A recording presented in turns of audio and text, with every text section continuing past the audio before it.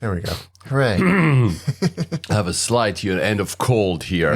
Assuming that in this weather it actually is summer, it actually isn't. Not even close. Well, it's not that bad during the day when it's sunny.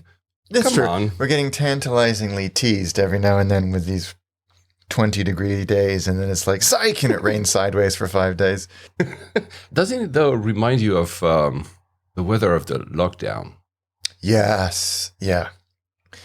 That beautiful spring that we had during the oddest period in modern history. At least the sun was shining. That was 5 years ago. Yeah, I know. That blows my mind. I was just thinking about that the other day. Right? I mean, I cannot understand that it was 5 years ago. At least this time we have the weather, but not the lockdown. Yeah. We both returned from a trip, so let's play the... I just want to tell you both good luck. We're all counting on you. There you go. Good luck. So, Alex, I'm going to ask you to refrain from talking about BA as long as I don't talk about BA, because I know you have some frustrations that you shared with me last night. Yeah. I find the whole thing confounding. The whole right. thing.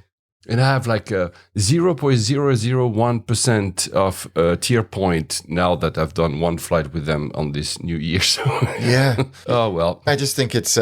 I said to you the other day that I wish I could be a fly on the wall to see if they're all sitting there rubbing their hands going, it's working exactly like we hoped it would. Or they're freaking out and going, we massively misjudged this. But I don't know. I don't know either. Let's talk about it a bit later because since I'm gonna talk a little bit about one flight from BA, we'll talk about BA at some point. I just want to say, not good luck, but hello to our friends in Oman, because for some reason, man, I don't know what happened in the last week.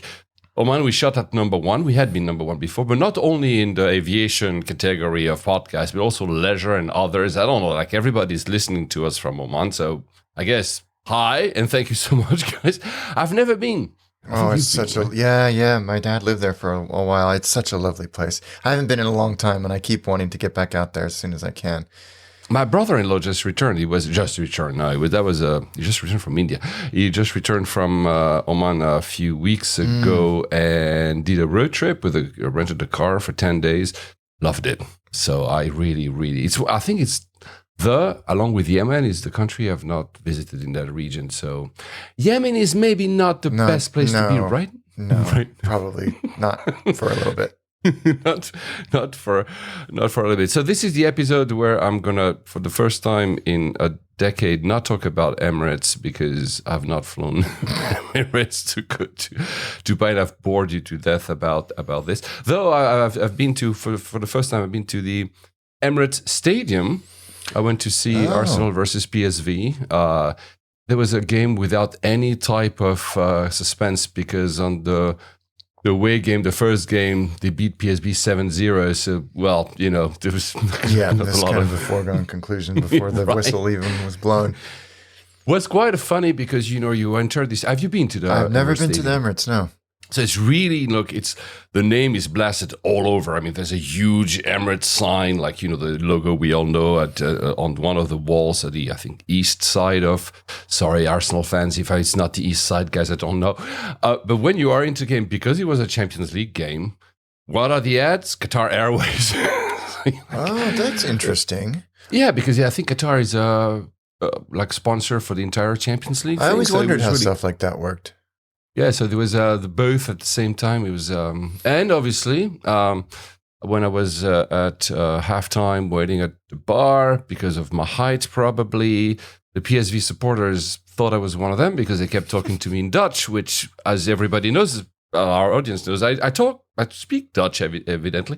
So I'm guessing KLM is my destiny. There you are, right? Let's play the music before we go.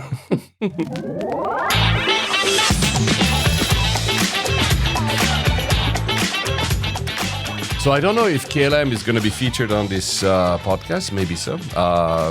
We haven't talked with Alex about what flight he's going to talk about. But before we do a few nods, small stories. First, of course, we just talked about being 5 years after COVID. I had two messages actually telling me, Paul, why did you never do your, post forecast thing when I babbled for 2 hours in that famous episode by myself? And the simple reason is that, first of all, it's not that interesting. It's very self-centered. If I were to do so, we do not record enough so that I would spend like 30 minutes telling was I right or was I wrong. But honestly, simply so because I said, you remember, like the recovery will take 4 to 5 years. Well, I don't know. I just said a number back then. Come on, guys. I'm not some kind of fork. The only crystal ball is my bald head here. The thing is, though, let's be honest. There's no such thing as a forecast, because it's not like one event and 5 years down the line you can say, oh, was I right? Because since then we had government decisions, absence of decisions, and our mind started changing in the time we were not recording. For instance, during that year we didn't record. I changed my mind on some of the stuff about lockdowns, etc. But also simply, but there's been wars and other stuff, and there's been new governments. How can you tell that we've actually recovered? I think we've moved on though, which is nice. Yeah, I think we have too. And I think that there's not a kind of macro indicator, as you say, that everything is fine, everything is back to the way it was, but it's little things in our world anyway. Like I was just looking at flights on Cathay from Europe to Hong Kong, and I noticed how much their reach has diminished. The frequencies have declined, except out of London. And the routes have the kind of network map has been drawn in a little bit. And I think that's one of those things, whether or not it was going to happen anyway, probably not, but just little things like that you see. Yeah. And the world would have changed anyway, maybe not in that direction, but, companies, sometimes go very high, then they fail for other reasons. I'm not saying here that Cathay is failing, but so it's impossible to know that. It took a while, obviously, for the world to recover, but so many things happened, inflation and overspending, and now we have whatever is going on now. I don't even know, because it's like every day it seems something new is happening. So that's why I will not do it. You can still message me, guys, privately if you want to have my thoughts, but I don't think it's very, very interesting. Second thing, during COVID, second little story, during COVID, Heathrow Airport never closed. Never ever closed. However, he knows what I'm going to talk about. Well, then a little fire and the airport closes for a day. What the hell happened? Yeah, that was a huge moment, wasn't it? This substation caught fire. Doesn't look like it was anything other than unfortunate. There was no suspicious circumstances in the end. I think that's where our brains all went, given the kind of the world state. But yeah, it knocked out the whole airport for 36 hours almost entirely before it came fully back online. And of course, there were a lot of armchair airport operations people going, how can it be so dependent on one substation and blah, blah, blah. And I think it was a little bit more complicated than that, wasn't it? Yeah, I think they said, that's from the papers I've read. They said that they draw power from 3 substations. That one caught fire, so the power was stopped. I remember Matt that day, Matt Drinkwater. Hello, he's in the Maldives right now, celebrating his 50th birthday. That's nice, right?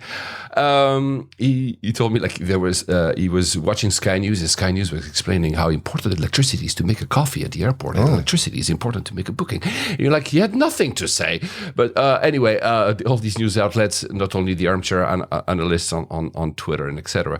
But yeah, what was really funny is the reaction just afterward that people say, "Oh, there's no backup power," and I'm like, this is a city. This is 100,000 people. That's employees. And how many people travel through Heathrow a day? 200,000 maybe?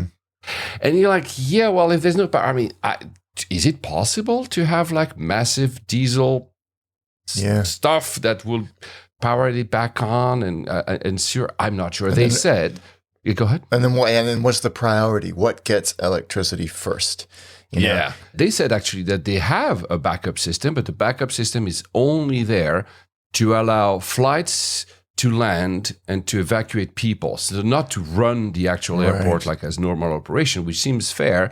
And then people said, yeah, well, I have a backup power under my, a UPS under my, so it's the same. And I'm like, just the fact that the power is interrupted, even 3 minutes, imagine rebooting all the systems from security to handling to, flight operations. I think they didn't say that. I think what they were afraid is that people would flock in, no one would be able to depart, and then other people would flock in for the later flights. And at some point, it would create chaos without no one being able to cross security. Some airline executives said it would have been possible to restart earlier. I don't know, man. We're not specialists here, but it's unprecedented, like COVID was, because I don't think any airport have ever had closed for such. Right. And I kept thinking about as all of these flights, when the airport shut down, and our kind of AV geek community sprung into action because we love stuff like this. Right. All of these flights that were getting diverted. Wow. Yeah. I just thought, like, how do they? I'm fascinated by the process to unpick all that. Like, how long is the backlog? How long does it take you to clear the backlog? What do you do when air crew timeout and you're supposed to be in London, but you're actually in Shannon or Amsterdam or Frankfurt or Paris, Reykjavik, exactly. Yeah. And planes aren't where they're supposed to be, and people aren't where they're supposed to be. I find that stuff absolutely fascinating. I think it's an admirable brain that is capable of fixing that kind of problem. I know there's processes, but I don't think you can foresee something of this magnitude other than, theoretically. Yeah, and it was probably bad luck. I mean, like you said, this incident, this fire was nothing untoward. Now, of course, there's been, since there was a massive uproar, I think the bosses at Heathrow said, okay, if you want us to have like a backup that allows you to do a continuous operation, it will cost £1 billion, and please, airlines, give us the money. So I think now airlines were like, oh, maybe not. Yeah, I think the CEO of Heathrow, is he Danish? Ran Copenhagen Airport at the very least. I think he ran Copenhagen Airport. Yeah, I think so. Yeah, he was very sort of pragmatic about the whole thing and said it basically in that kind of same way, like, if you have better ideas, tell us. But here's what we're working with, and we did the best we could. So hush your mush. Yeah. Now, of course, the whole incident could be, a sign of Western infrastructure being sometimes stretched. We know that power grids, I mean, in the UK and the US and other places as well, are sometimes stretched. So is that a case of, we need better investment? But I don't know. We're not here to dwell on that. We can give a new name. I mean, it's not it's been for a while. A new nickname to Heathrow. It's operational challenges. Oh, they love that one, don't they? They do. They absolutely love that. It was not linked to this, but a few weeks earlier, I don't know if you've seen the news, the CEO of Virgin, whose name eludes me right now, said that Heathrow should be breaking up, should be like having, like, each terminal should be its own operation, which is own CEO and own P&L. Shai Weiss, I think his name is, the CEO. Maybe that's it, yeah. Because he's like, this airport is not making any investment. He's been locked in time. Nothing is moving. So, he didn't say that. I'm paraphrasing. Shareholders are very happy. I'm just making profits and not reinvesting. So we should break it up. So the government should break it up in 4 operations: Terminal 2, 3, 4, and 5. I'm not sure it's actually feasible. I don't think it would make much sense. But is there precedent for that? I don't know, to be honest with you. Guys, if you live in a city where an airport has been, separated, but I doubt it. I can't think. I mean, I don't really know operations that well, but it's a very interesting idea. But I always thought that an airport, by definition, needs cohesion. It needs, you can run a terminal as well as you want, but if the infrastructure that links those terminals, be it baggage or taxiways or runways, isn't all working in harmony, then you can have the best terminal in the world, but you're still going to be delayed. It's not going to make any difference. So I'd love to dig into his comments a bit more to see kind of maybe what he was saying, but there hasn't been a lot of development. No, and maybe they should give like each terminal its own runway. Well, flipping heck, finally, eh? Yeah, because I mean, You remember we talked about this, I think, 2 months ago when we last recorded together. There was the government that said they will now fast track development of Luton, development of Gatwick, and development of Heathrow. Luton, in that period, not only submitted plans, got the authorization, they are starting already to build the extension of the terminal. Heathrow, nothing. I mean, they've basically rehashed the same plan. They send a fax of the plan that they unveiled in 2015. They say, here it is, but nothing has moved. No. I'm wondering, there should be a little bit more sense of urgency because at the airport is back at capacity. That's clear. Yeah. Oh, absolutely. 100% back at capacity. Yeah. They're going to have to do something. And they're making all the right noises at a governmental level, but there's no kind of, as you say, there's no work happening. There's exactly. That's happening. The thing. There's no work. They just talk. Yeah. That's why I'm taking the example of Luton. Guys, if you've never been to Luton, it's not the best airport, but I mean, they are like augmenting it's a massive, they're not adding a runway fair, but they're really, I think they're almost doubling the size of the number of people that can go through that airport. Yeah. And they got that in 2 months. So they had the plans ready, asked for the authorization, got the authorization from the Secretary of State of Transport, I think, something. And they're going to start. So it means it's possible if you have a sense of urgency, which a lot of people do not have. It's possible. Anyway, third story before we start our flight experiences. And this is more topical. It doesn't really concern you simply because you have a British passport. But the UK just started the ETA, so the Electronic Travel Authorization. That was a few weeks ago. So I'm concerned because I'm using the Swiss passport when I fly here because that's under which I have my permanent residency here. So I was kind of wondering how would that work. So I have a friend who flew back, but my brother-in-law flew back from India the day it got implemented. He told me they didn't ask him anything at Kochi, didn't ask him anything at the Al Zayed, so Abu Dhabi. And just went through the e-gates in London. So I'm like, oh, that seems to be simple, but surely there's something more that should happen. Yeah. So I was in Geneva just a few days ago. And I should say we're recording this on April the 17th, 2025. So I was in Geneva a few days ago, and I honestly was forgetful. So I arrived at the airport. There was a massive queue at the passport exit immigration because Geneva is silly. They have e-gates, they don't use them. So I mean, it was a mess. I was going to get late at my gate, so I run. I walk fast with my big legs, and when I arrive at the gate, I hear priority groups, please come now, and or something like that. I'm like, okay, so I directly, without even thinking, enter, the rope thing, and when I arrive there, I show my boarding pass, and it was group 2, and she says, oh, it's only group 1 and families. I'm like, oh, I'm sorry. But then she smiles, come on here. I'm like, okay, well, why not? I'm going to be fast-tracked in groups.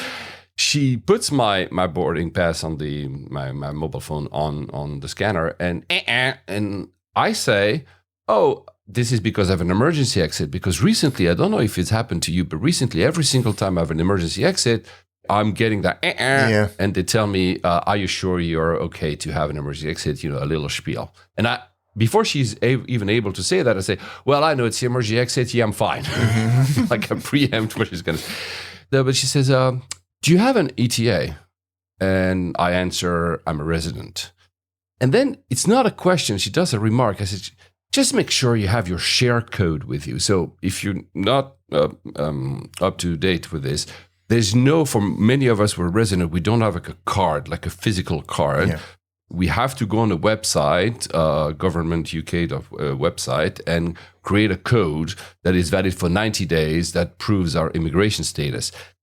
I didn't do it. But I say, even though I didn't do it, it was not a question. It's just, just make sure you have your share code. And I'm like, I said, yeah, I know. Do you want one? He says, nah, just go. Like, okay, so that ETA thing, I don't know, maybe she liked me, trusted me, but yeah, it was not, because it's still the responsibility of the airline, if I were to be denied at London, to take me back. So I'm sure it's because it just started, but I have an inkling that especially in airports that are more remote, at some point, or maybe it's already started, some of you, if you're just visiting, because you also need, of course, an ETA if you're visiting, not like me, who's a resident, you will be questioned. Yeah. I think that there's going to be some denied boardings because of this. Yeah, I mean, though the airlines are making, I mean, even BA was like reminding me, now they send a flurry of emails before you get like, oh, are you ready to board? Your travel is in a few days, blah, blah, blah. And they remind you about that ETA thing now. When did it come into effect? I think just with April the 6th. Yeah. Like 10 days ago. I think so. It's so interesting because Megan obviously my wife has the same thing. She has a biometric residency permit here. And there's no, as you say, there's no physical card. There was up until December 31st. You, for people like her, for ex-EU people, so settled status is called, we never had a card actually. Yeah. But you don't need, you and her don't need, as you say, these ETAs because you have these. And so this is where it's going to be very interesting to see. We're both going overseas next week. And when we come back, what happens and what conversations, because it'll just be, how quickly does the information and protocol disseminate out to the outports and, all of that stuff. There's going to be some frustrated people, I think, out there over the next few months. Yeah, exactly. And there was, for a long time, there's been campaigns of people should get a physical card. I do understand that it's maybe more expensive, but it's true that there's a website, I mean, she probably knows it, but if you are at the airport, you forgot to do that on return and you have no Wi-Fi, for instance, you cannot really provide it. So you can create that share code, save it to your phone, like as a PDF on your phone, and that's valid. But anyway, it's just that I don't have the habit yet to do that. I will have to have it because at some point, even me, I'm sure some airport will tell me, "Can you prove your immigration status?" And I'm like, "Oh," which never happened to me until now. Interestingly, in a few months, it's going to be the same for Schengen countries. Yes. They'll have their own. So it will be interesting because again, I would not have to do one because I have a Swiss passport. But how will that work? I will simply show my Swiss passport, I guess. But I mean, we'll see. It will be interesting. Oh, so I'll start with my travels because last time I think you started. So we'll leave it linger, the surprise of where you're going. So Dubai, like every February for years. But for the first time in a very, very, like in a decade, I've not used Emirates. I've been unfaithful for Emirates. I said at the last minute of the last episode we recorded together that is because the pricing was super expensive and I couldn't find. But you know what? There was two things. First is just, it always happens to me. I should ask you every time. I don't have kids, so I never know what the school holidays are. Of course, it was the same week at the school holidays. So a lot of Brits are going to Dubai. Yes. It's a very popular destination. The second, I didn't realize, and I only realized when I was there, Gulf Food was happening. Gulf Food is the biggest F&B show in the world. It's huge. Oh, trade show. It's a trade show for, food and beverages. You should go because you like your food. I've never been. I don't know. Sounds great fun. You should do a speech there. So it was, all the hotels were full. There was the roads were backed up all the time. So it just happened that I was that week. So it also explains the price, not only inflation that I was it's too expensive, but because it was super high, I was what should I do? So I thought about Finnair, Turkish, of course Emirates, but then Air France, Lufthansa, Swiss, Qatar. And I really wanted to try ETA, or should I say Luft-ETA nowadays? Because they have, on their 321 Neos, they have a business class that is 1-1. Oh, wow. I didn't know that. Yeah. And that looks, at the reviews say the seat is bigger than some wide bodies from other airlines. It's a really nice seat. The food, Italy, of course, but the food is amazing. And they run that from some of these kind of medium long haul because I think Rome to Dubai must be 5 hours. I would say, and the prices were really good. And I'm like, okay, I really want to do that. But of course, it means that London to Rome, Rome to Dubai. But I'm like, okay, whatever. But then, upon my searches, I'm sure you have, all of you guys, and you have, Alex, I'm subscribed to a myriad of newsletters that give you these promo prices and, crazy prices around the world for business class, because it's nice to know if there's something that's on your radar. And then here's one, Qatar Airways from Paris, is running an ultra super saver promo. I forgot the word. And I'm like, So I go, and it's really cheap. I can go from Paris to Dubai, sub 2,000 in business class, even less than that, Wow. on 6. I was like, okay, well, plus, even though I think we're both on the same wavelength here, even though I don't really care about one world anymore. I was like, should I still care? I still don't know what to do. Yeah, no, me neither. So, right? So I'm like, idea. it's one world, so I might as well. Plus, it's Qatar. It's going to be the Q suite. I'm like, I like it. So let's and I bought that.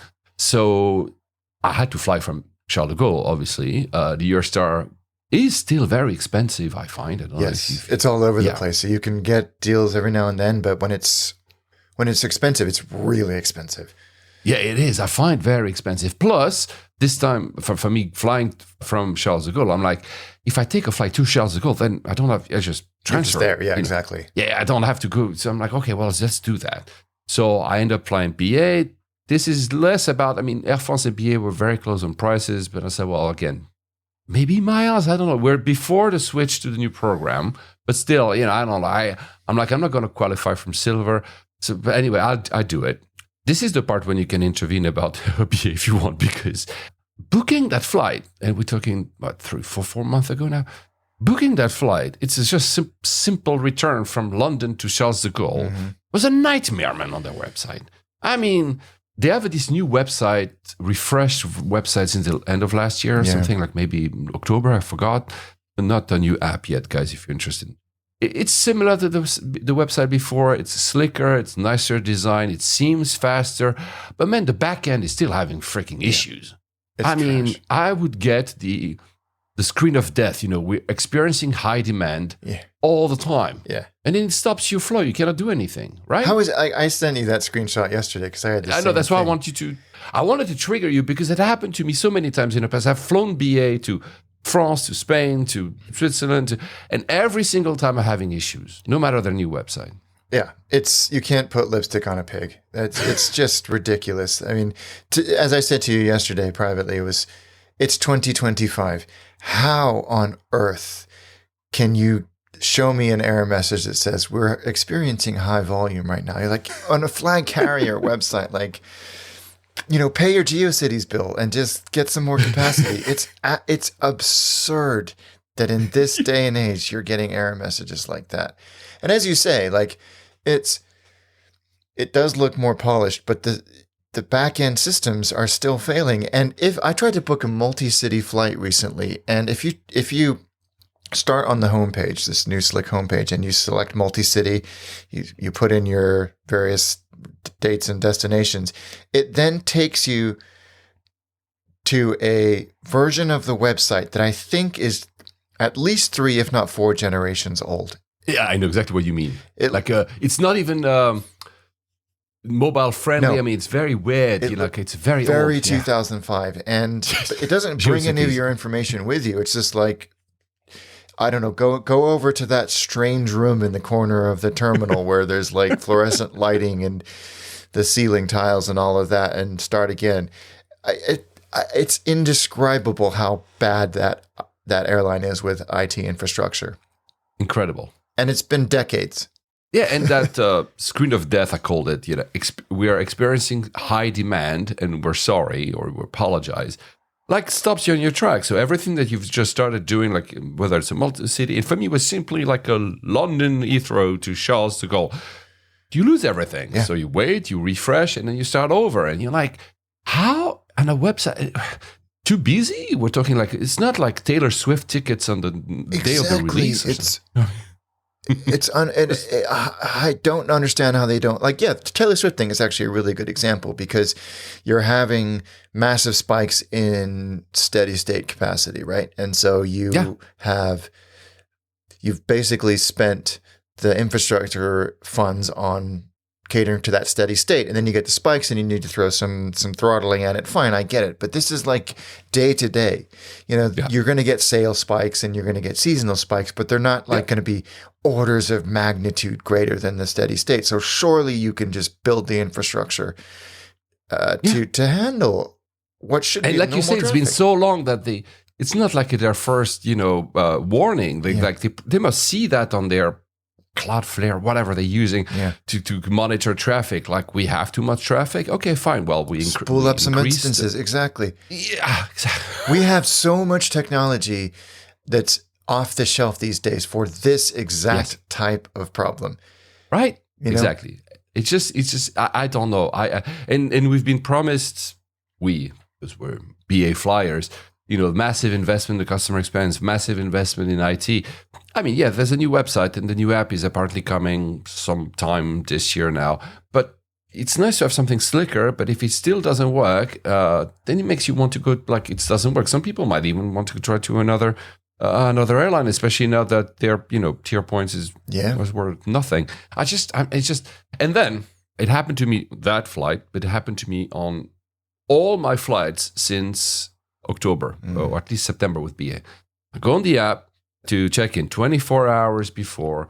Sometimes I cannot even check in. It says check in -3 minutes. I'm like, what do you mean in -3 minutes? So I have to kill the app and reboot the app, and this is check in plus boarding pass. So I check in, and every single time, and I've seen on Reddit, it happened to a lot of people, not everyone perhaps, every single time it fails. It says, well, we cannot issue your boarding pass, try again.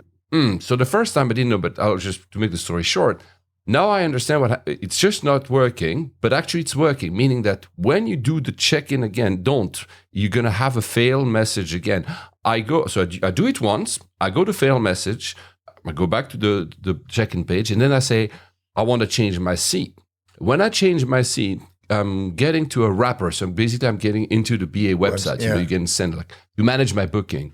When I get to change my seat, which the page is manage my booking, I actually see that I'm actually checked in, even though the previous page said I wasn't. And on that page, I can find my mobile boarding pass. So it's actually there. And then from there, I can just click and I get it on my phone. Now I know, but I mean, it's not supposed to happen like this. And when you see all these messages on forums, it's not something that is only happening to me. Because some people say, delete the app and reinstall it. Like, turn off the router and put it back on or some shit. It's never working. I have to pretend I want to change my seat, and then I get my in the wrapper. So basically on the website, how they make it look like you're still on the app, but you're actually on the website. Then you can get your, for me, Apple Wallet boarding pass. But that's WTF. Yeah, no, exactly. And every now and then I catch myself kind of trying to be sympathetic and going, well, it's so complicated, and the amount of technology layers that they're dealing with, and the ifs, ands, and buts for every kind of flight and connection and interline and alliance and blah, blah, blah. And then I was like, well, hold on. And also you and I, BA are our local carrier, and we use them much more. We're searching for them much more. So the chances of us experiencing these frustrations are higher than somebody who's not. But we've also used other airlines' websites that are probably bigger airlines and certainly have more complex either ticketing systems, routing systems, and it seems to work fine. It seems to work fine. Exactly. So what's going on? Yeah, that's there was. It's a bit harsh, but I'm still gonna quote it. There was because I was browsing Reddit for other stuff about BA, and there was this thread on Reddit. BA is so far behind on tech, and one user, MORKJT, wrote this sentence. I don't think he's a listener, or she's a listener. BA is a budget airline masquerading as a premier flag carrier. Service is second rate. IT is a comedy show. Digital passenger experience is laughable, and customer support is a fiction wrapped in an enigma wrapped in two fingers. Honestly, I have no idea why I keep flying with them. It's a bit harsh, but sometimes, especially when I'm frustrated, I'm like, come on, guys. And also, I've flown them, as perhaps you have, on short haul mostly the past few months, more than a few times. And it's unremarkable, which is nice. I like unremarkable because it means nothing bad happened. Yeah.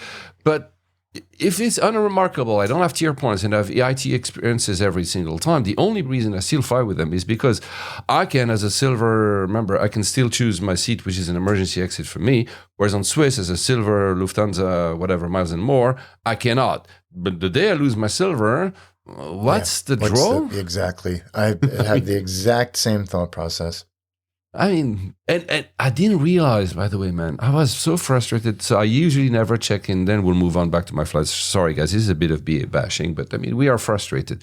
I was at Heathrow waiting for my bag, which was marked priority, which never arrived. And, you know, they never arrive first, which for the longest time, this is on me, the longest time I blamed Heathrow for. And I said, Heathrow, I never get my priority bags on BA, on Terminal 5. So Terminal 5 is shit, blah, blah, blah.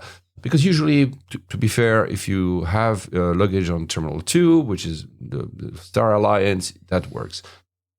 And because I was waiting for half an hour for that bag, I was browsing and reading about it because I was frustrated. And then I realized somebody somewhere on a forum, I think it was Flyer Talk, said, if you read, and I did read them because I had too much time, if you read the executive club, now called the Great British Club Bake Off, whatever, if you read their terms of conditions about priority tagging on luggage, it says explicitly not on British Airways flights. There will not be respected on British Airways flights. Yeah, it says that on the terms and conditions, man. What? So basically, you know that you're going to have that on every One World member, but on British Airways, it says on the terms and conditions. You won't. You're like, so you're selling me a priority tag that you know is going to be useless in terms of actually landing. I mean, other airports respect it. I mean, you've probably seen that. If you have a priority tag on an airport, I don't know, in Asia somewhere, you probably come first. But they explicitly exclude British Airways of the priority tagging in their own terms of conditions. Staggering. That's staggering. It's crazy, man. So it's theater. It's theater. It's just to make you feel good, to have like a little thing on your luggage that is, you know, yellow, whatever the color, to say that you're priority. I mean, we know that status makes you feel good, but in that instance, is one of the few things with lounge, which, I mean, I don't care that much about, but I mean, don't sell it if it's actually something that doesn't. Wow, I'm speechless. That is incredible. It's baffling. Why? Are they not capable of it? Is it not something that's worth their? I don't know. On long haul flights, if I remember, and I'm sure people do, you know, these kind of operations. I do not. You know, they charge, you know, all the luggage first, and then the priority one comes last. And they're marked in their own container. And then the first one that appear are, you know, short connections and stuff like that. That goes even more priority than you. So do the handling at Heathrow just don't care? Maybe. I don't know. Or maybe they're told by BA not to care and just to go as, to be honest, I don't know. I'm not going to, you know.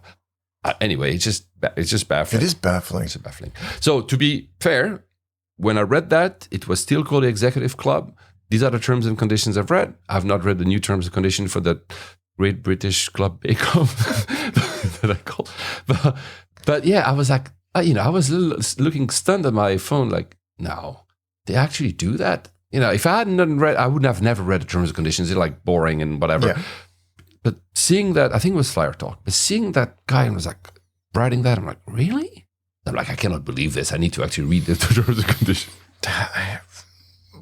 Wow. I don't know what to tell you, man. Yeah, right? Anyway, I'm at London Heathrow. So let's go now to my trips. I'm at London Heathrow to take that BA flight to Paris. I do that self-check luggage. Have you done that at Heathrow? No. So it's fine. You go there because I'm like, there's queues, whatever. It's just in front of me. I'll just do it. And they give you, you know, the tag, right? I don't know if you've seen these new tags. There's no, you know, usually the tags, and when you see the staff doing that in front of you, there's you peel off. Yes. Yeah. And now there's just two targets. Yeah. And you put them together and it sticks. And I'm like, are those magnets? I didn't have to peel off anything. I was like, I was concerned. Will the tag actually hold or be like ripped off?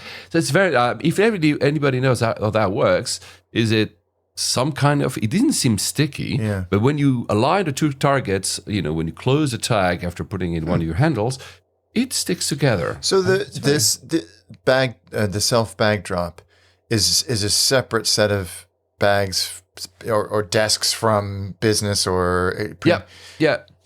They're only self-serve. So you arrive, you put. I think I scanned if I remember correctly, I scanned the QR code which is on my boarding pass. It gives me how many luggage you want to check. This one, I put it on the belt. It gives the weight. Is okay. Gives me the tag. I put that tag and it says like align the two targets. I'm like, should I not rip something off?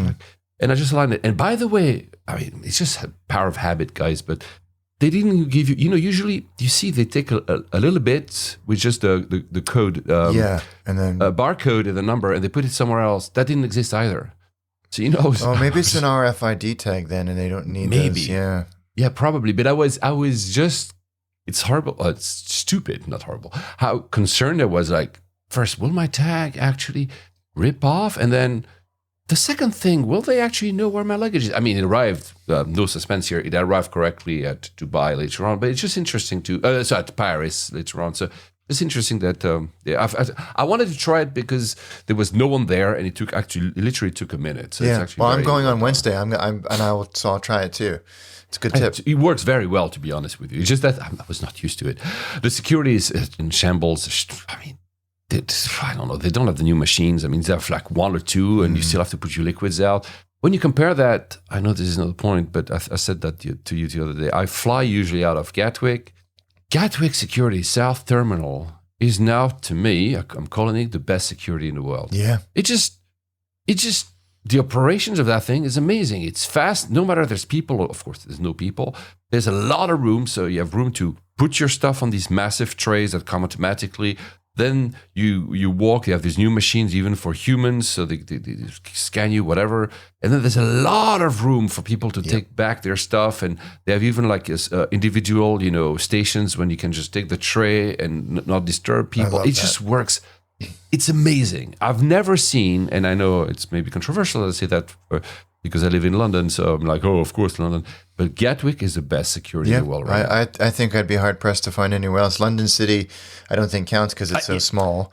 Yeah, of course, yeah. I would say it qualifies, but it's so small. Yeah, of course, yeah. No, I agree with you. Gatwick is really... My kids and I went through there last week before last. And even with all three of them in tow, it was a breeze. Yeah. It's just incredible. So back to Heathrow Terminal 2, when I was there last, maybe a month ago, they were putting some new machines, but they were not working. I mean, this is maybe, okay, this is an uptick. But again, in Heathrow, you should be the one leading the industry, but you're not. And it was fine. It was still one of the fast track because, silver, so fast track. I went to that North Lounge at Heathrow T5. I hadn't been there since 2017. The North Lounge, really? What made you pick that? Because I was on that side when I exited the... you did the North Security. Securities. Right. Thank you. Thank you for being a... so that's where the bags are. Okay, I see. Yeah, exactly. That's where I stopped. Because you remember, that's the part where now is the business blah, blah, blah thing...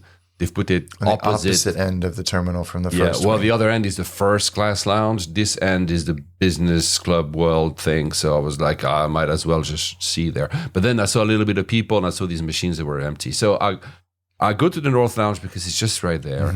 And I hadn't been there since 2017. It's the same with more wear and tear. It felt to be, it was packed. So my impression could be simply because it was packed. It felt a bit unkempt, like lots of plates were abandoned and silverware all over and no more. There were, some of the food stations, there were empty stuff and nobody was replacing them. It's serviceable, but it's not amazing. It's still nice to have. I could have, at some point I was like, should I stay or should I just go and sit in the, main, airport thing? It was not a long wait. I had just a coffee, but it was okay. But I'm like, again, in terms, I know that they've refurbished the first class lounge, which I don't have access to anymore. but this didn't feel to be refreshed. They've done the Gatwick ones, which are very nice. The Gatwick now. ones are excellent. Right?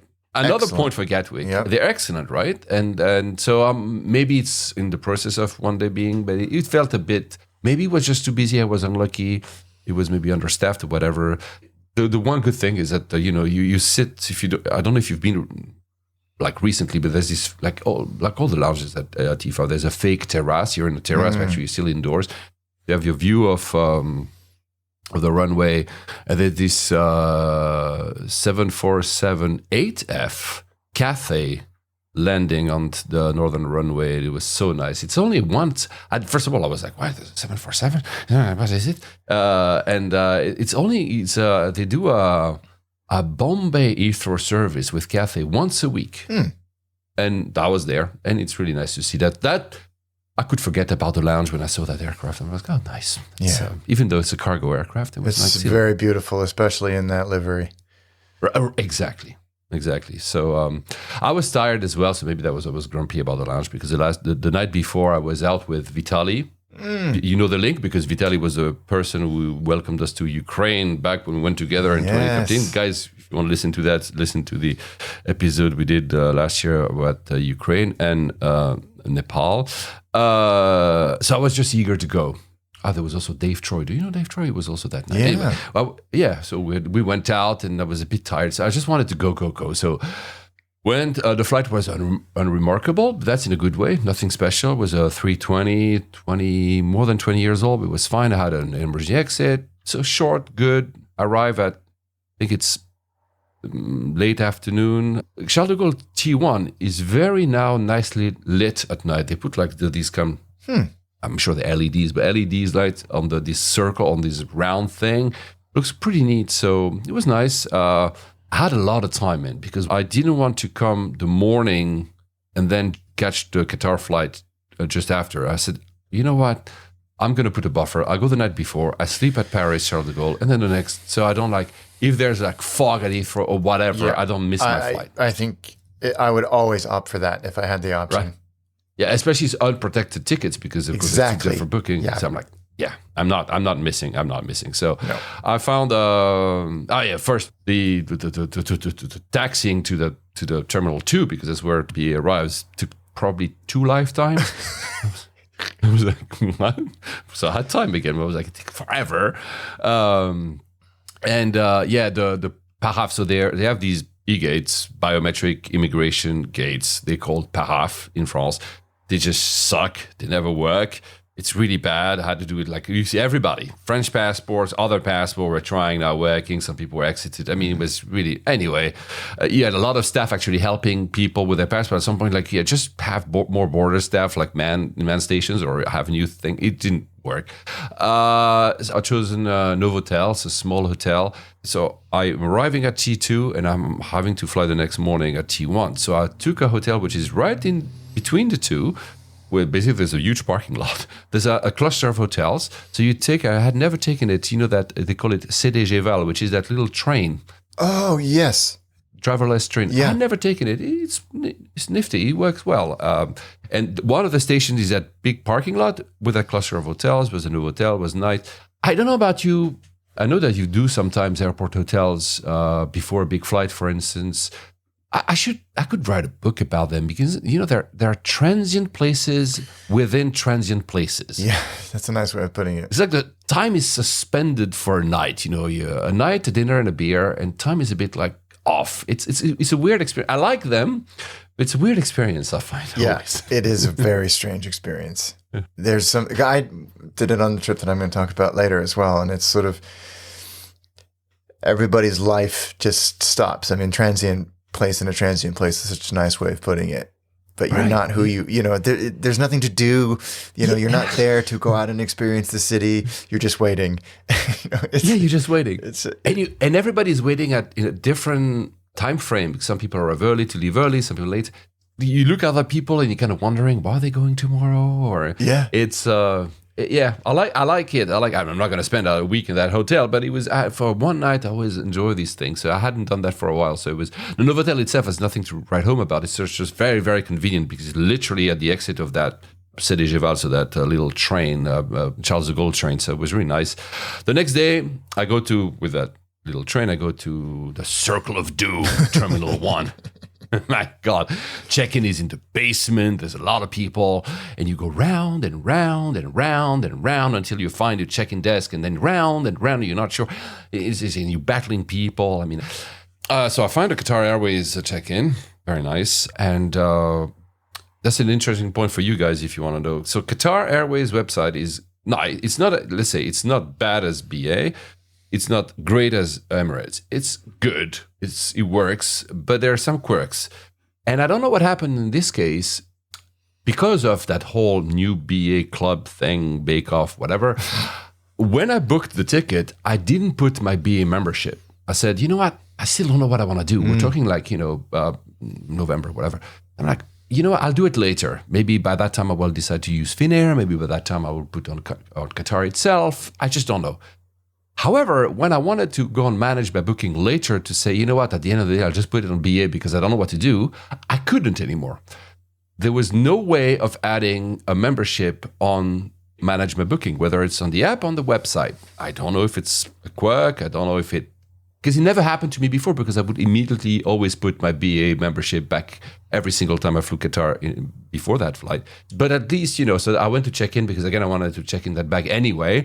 And I was able to add my BA membership then. But I don't know, again, weird stuff that you cannot. Just warning, guys, if you're hesitating, you might not be able to put It's so strange. Right? It's bizarre. Meaning, Qatar is not Emirates when it comes to their website. Yeah. But it still works very nicely. But you can feel that Emirates is really top of the line for that. So I learned that the Qatar lounge is pre-security. Post-immigration, but pre-security, which is, oh my God, okay, whatever. Apparently, the Star Alliance lounge is the same case. It's confusing and I don't know where to go. So then I find one of these, upwards travelator. Oh, yeah. Which I said in the last episode, which when you're on the belt seems to give way because it's kind of moving around. You're very like, disconcerting. Is that thing solid? Yeah. Right? And I arrive on the top of that travelator. Of course, looking at the dream of 50 years ago. The dream is not me because I'm also 50. The dream is the airport because when you look at how they envisioned it, you can see what they were trying to do. It's just like nowadays just doesn't really work anymore. At the top of this travelator, I'm like, where do I go now? I'm at the priority immigration because I'm business class. But she says, well, you should be at the Schengen passport thing because they have gates. I'm like, yeah, but now they told me because I have business class, I should be here. And by the way, now that I'm here, I cannot rejoin the other e-gates because of the weird layout of the airport. I think I would have to take in 5 travelators to reach. I'm like, can I just go through it there anyway? You can see, that circle of doom makes it impossible sometimes to relocate yourself in another part of where you either were supposed to be or where you want to go. Similar stuff. So I was told there will be a huge sign for Qatar Airways Lounge after immigration. Well, size isn't everything, but it's not that big. Or maybe the French have a different view on sizes because I was like, where?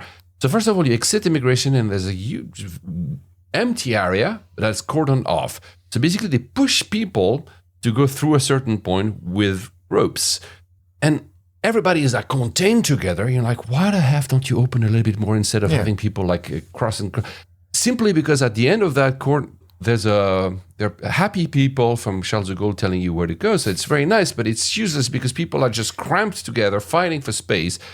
And by the way, when I ask where the Qatar Airways Lounge, the guy doesn't know. And then he has to ask his colleague, and they say, there's a huge sign. I'm like, I know about the huge sign. Anyway, I end up finding it.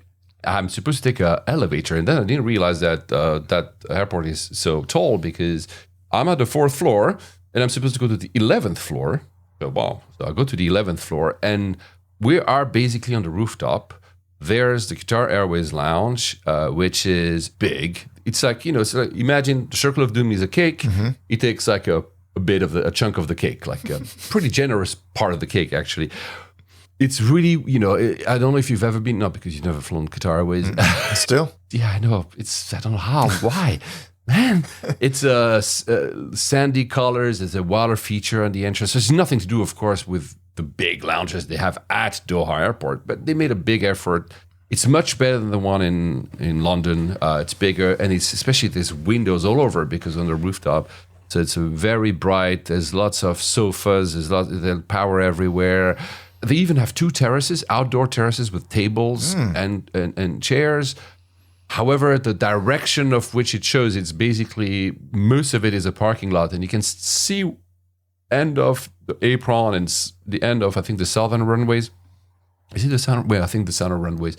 It's nice, but I wish it was on the opposite end so I could see the entire, airport. But anyway, it's still nice. Plus, it was 0 Celsius, but it was super sunny. Yeah. So I stayed a little bit outside, just try to take pictures of some aircraft. Of course, I'm too far, whatever. But it was nice. The weird feature is that you go to the buffet and you can self-serve salad. Mm-hmm.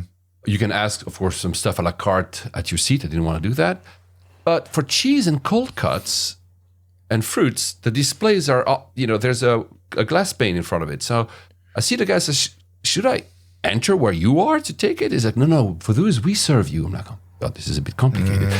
So I said, I just want some cheese. And the guy says, 1 or 2 pieces. And I say, 2 because I'm Greek and I'm hungry and I like to eat. And the guy says, I'm Turkish, and he gives me like 4 pieces or something. He's a plate, gives me all the cold cuts possible, and he's such a cool guy. What language did that transaction take place in? In French. I always hesitate, especially when you're in these lounges. Should I speak English or French? France, right? Mm-hmm. The guy, he was really super fun. And then, of course, he would enthusiastically come back to my seat and bring me some more bubbly. And I was like, yeah, it's really. I think I took Sancerre actually, whatever. But anyway, it was a very nice interaction. So boarding, you have to go back down, and then you have to use these travelators that are horizontal that spike out. And at some point they go up and down, and they go back horizontal and to the gates. This part, though. The satellites, if you want, have been refurbished clearly because they're super modern, lots of shops, whatever. Probably they did that for the Olympics. I enter my flight, 777, the Q suite. Of course, it's nice. I mean, you've never done it, but I cannot really get tired of it, even though I've done it quite a few times. Interestingly, my IFE says, you know how you usually say the departure airport, the end airport, like the route you're supposed to take. So I was flying from airport AAA to airport BBB. Do you know these airports, Alex?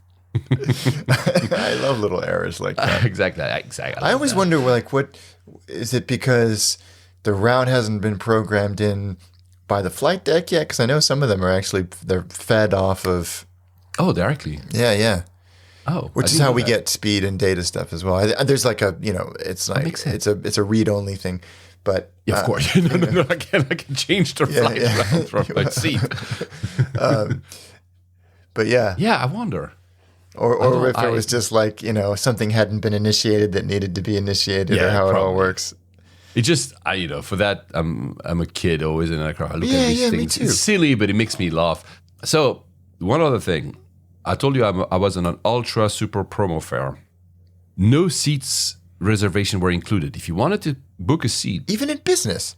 Yeah, because it was super cheap. You had to pay, I think, 90 euros per so only for the big ones. So for Paris to Doha, I had to pay. The Doha to Dubai, I can choose a seat for free, but not the big ones, and the return as well. So I chanced it. I said, let's see what happens. Well, I didn't get a window seat. So I got like one of these middle ones, whatever. They offer loungewear. I mean, the flight is 6 hours, and they offer loungewear, so basically pajama. And I didn't take it, but Emirates, you used to do that. You don't do that anymore. It's not that hard, guys. They have a new safety video with Kevin Hart.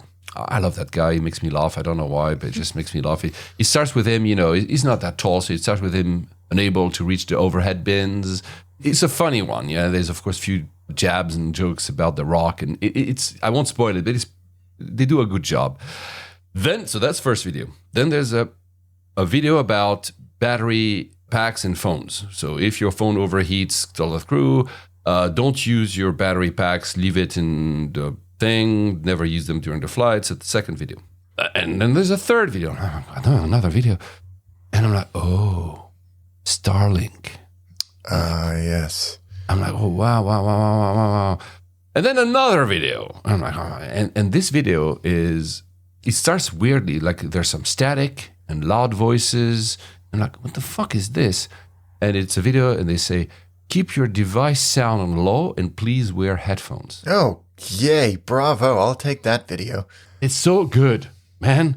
They did a video. Ah, God. Anyway, they give me the menu, eat when you like. So I'm not going to do that right away. But what you'll want to know, and I want to know, and I'm like, I don't care, but the menu is Starlink. So we're still on the ground, man, right? And I'm like, Starlink. I don't need to log in. I just go Starlink, I press, and I'm on it. There's no like login page from Qatar, login page for Starlink. It's just, I'm on it. It's like a free Wi-Fi to use in the plane. No need to wait for takeoff. It already works. It's on right there. And right there, I'm already at 150 download, upload or something like that. And it never stops. During takeoff, it's always on. It's always on. And the more you go up, the faster it goes. I don't know if we're closer to satellites or something, but Yeah. I was at 250 or something. I think that's the upper speed. Maybe I'm wrong because I haven't really read about it, the specs, but I think it's the fastest you can go. So, and I'm sure there was a lot of people using it on the flight. There was never any. Basically, you like having fiber, Wi-Fi in flight, and you forget about it. And once you have that, man, it's over, game over. I mean, you don't want to do anything anymore ever. Wow. That's crazy. And by the way, that login thing, Kobus just did fly back from, I think, South Africa using Qatar Airways. Yeah. And I told him, so did you have to log in? He said, no. And so I Googled it. And apparently, because I presumed, okay, they just had started the rollout of this. So maybe they just wanted to, offer it for free for everyone. Apparently, it's going to be free forever. I mean, forever is always an end date to forever, but free forever and never any login. And the rollout on all the long haul flights by Qatar is almost done. So basically, you just press the little sign and that's it. No weird pay. Yeah, it's just amazing. It's just amazing. And so I was not missing a window because I spent the first 20 minutes of the flight at the takeoff doing speed tests. Yeah. Like, how fast does it go? How fast does it go? Is it missing? I was like a dork pressing on that speed test. Like, I have two apps, and then I was, oh my God, so let me get my laptop, see if it goes as fast. It never lost speed all throughout the flight. So you can stream Netflix or Paramount Plus or whatever you're into. That's amazing. It's incredible, man. It's incredible. The flight itself, it was not exceptional. It was very good. The stuff was nice. The reason I say it's not exceptional, that's because it's me. Something I've seen with doors over and over. The interaction with the staff becomes more limited, especially with these doors that are very much higher than the ones on BA. You don't have it. So, and they have clearly an instruction to, after you take off and they do the first round of service, so they give you like a champagne and some nuts, for instance, they close the doors.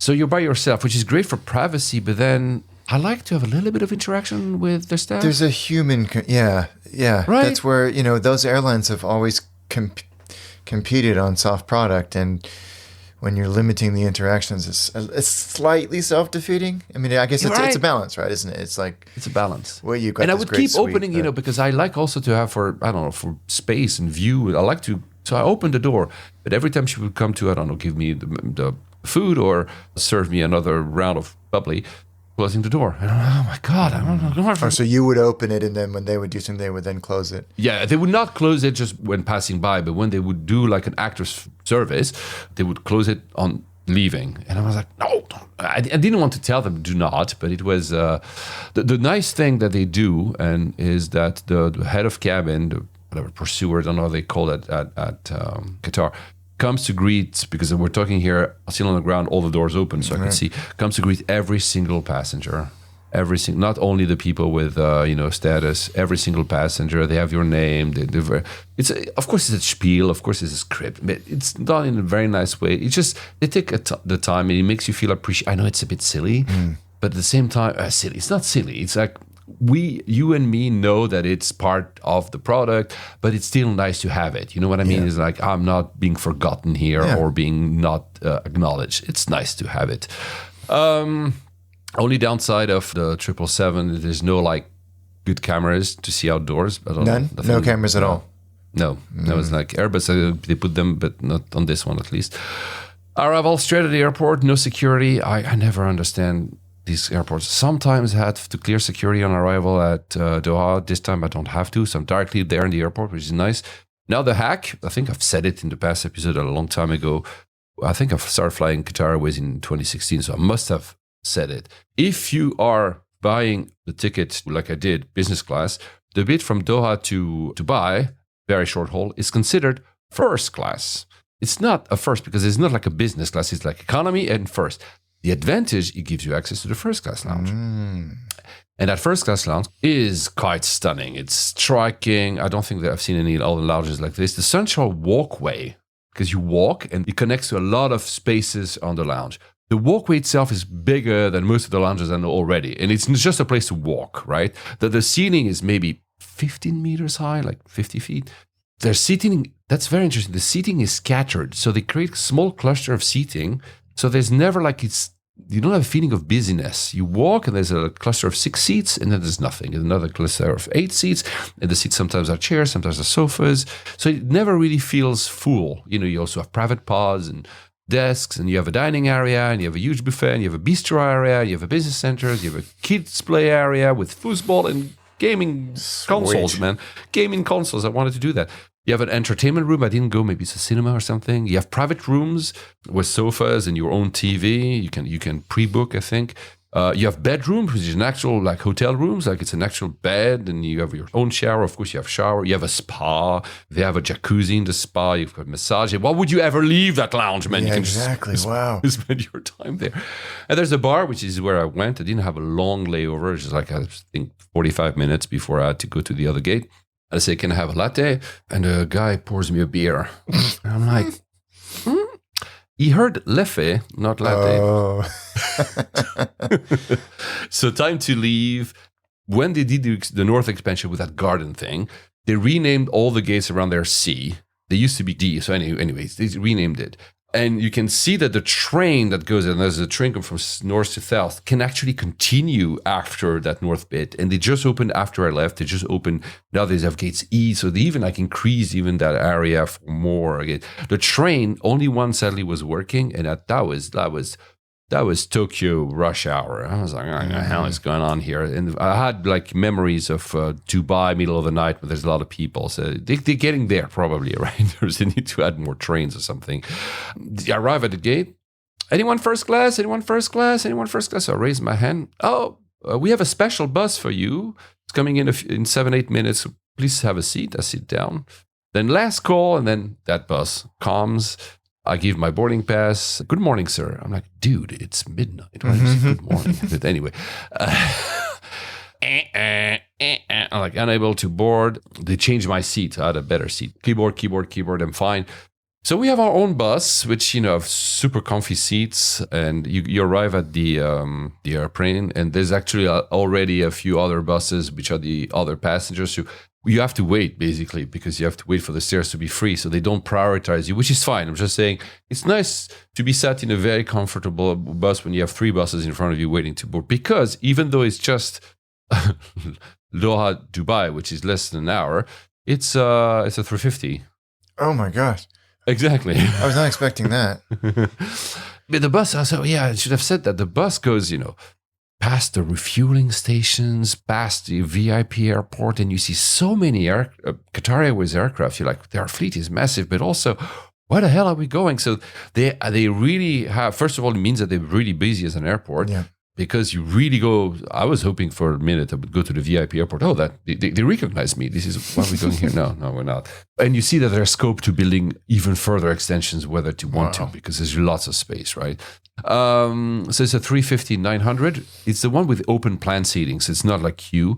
I really enjoy those because, they have no overhead bins in the center, meaning that it feels so big. Yeah. Like it feels huge, and I love it. I always prefer that to the queue, to be honest. I already said that. So we're still on the ground. We learned that there's a 15-minute to 20-minute delay, so you want some champagne, nuts, whatever. Okay, fine.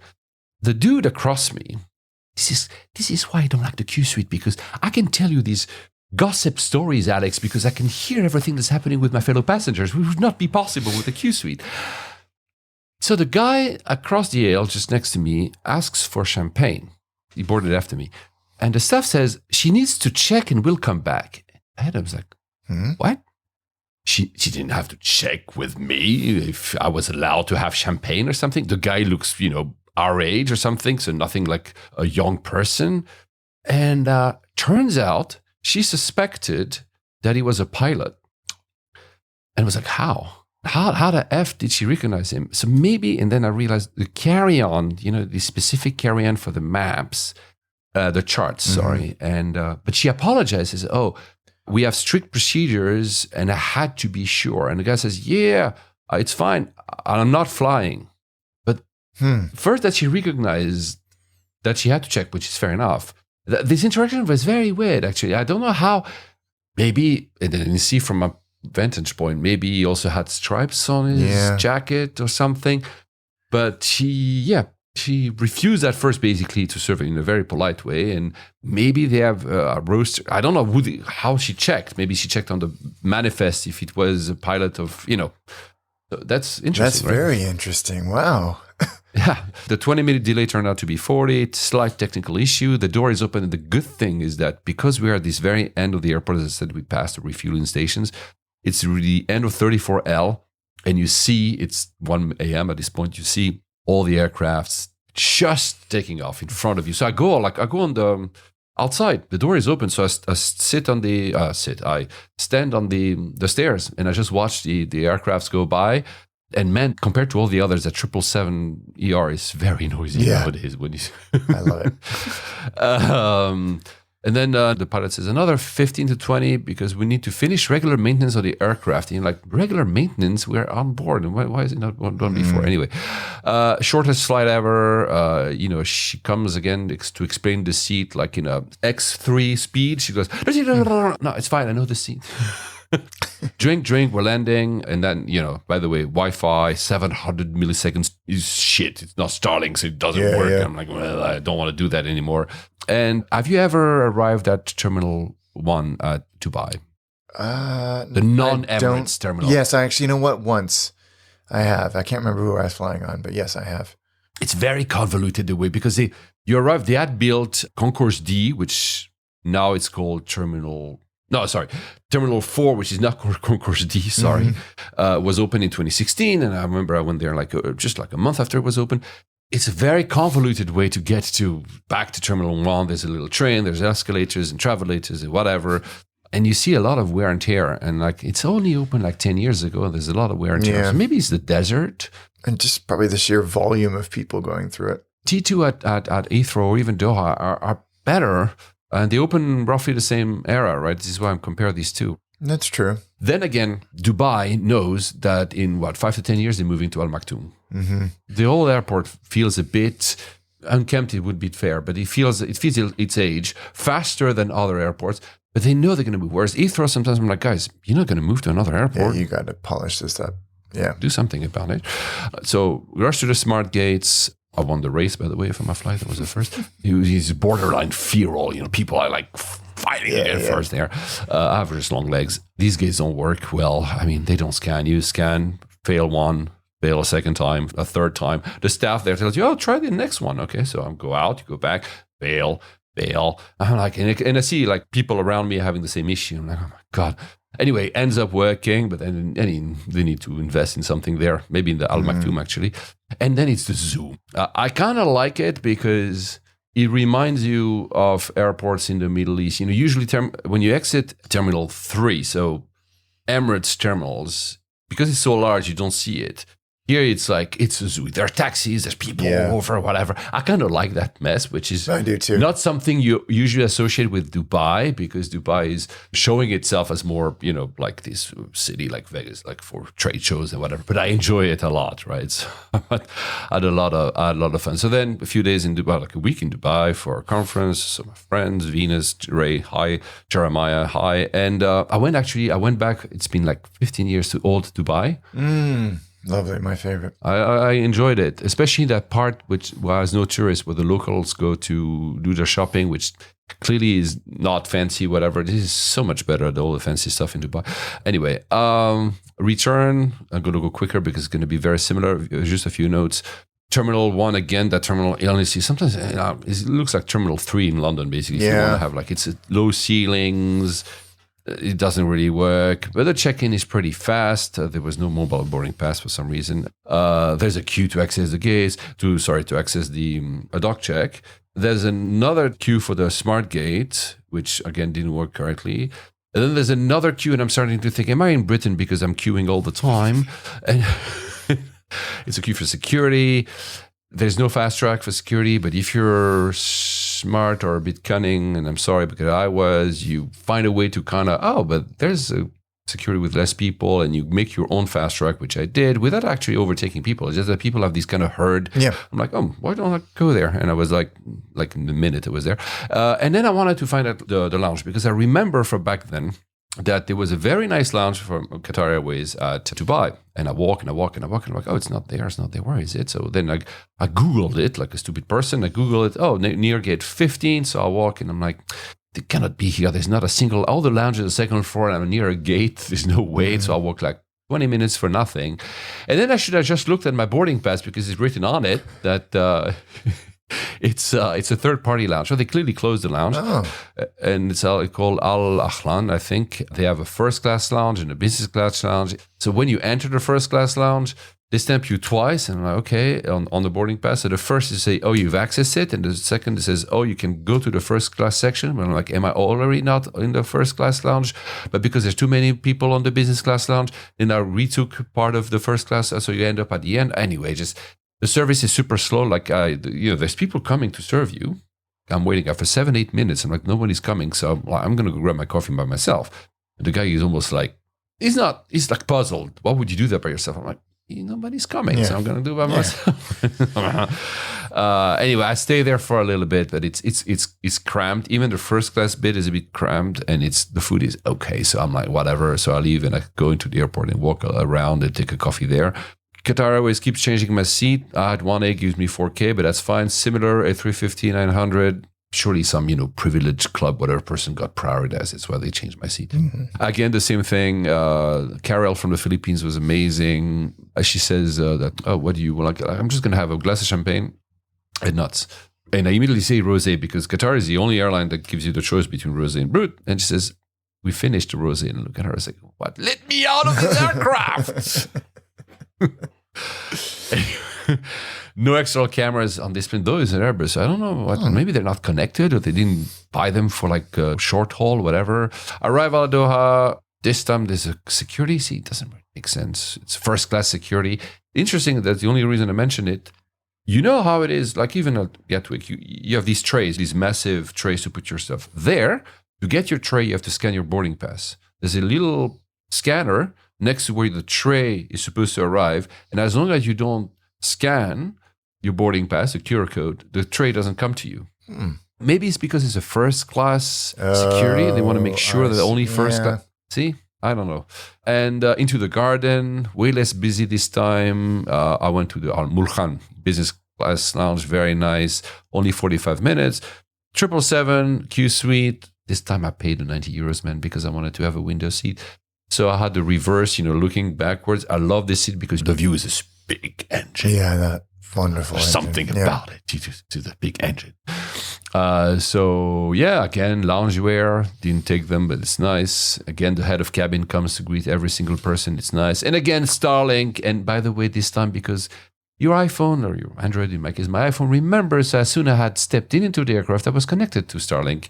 I didn't even realize I was. And it just works, man. It's just... Wow.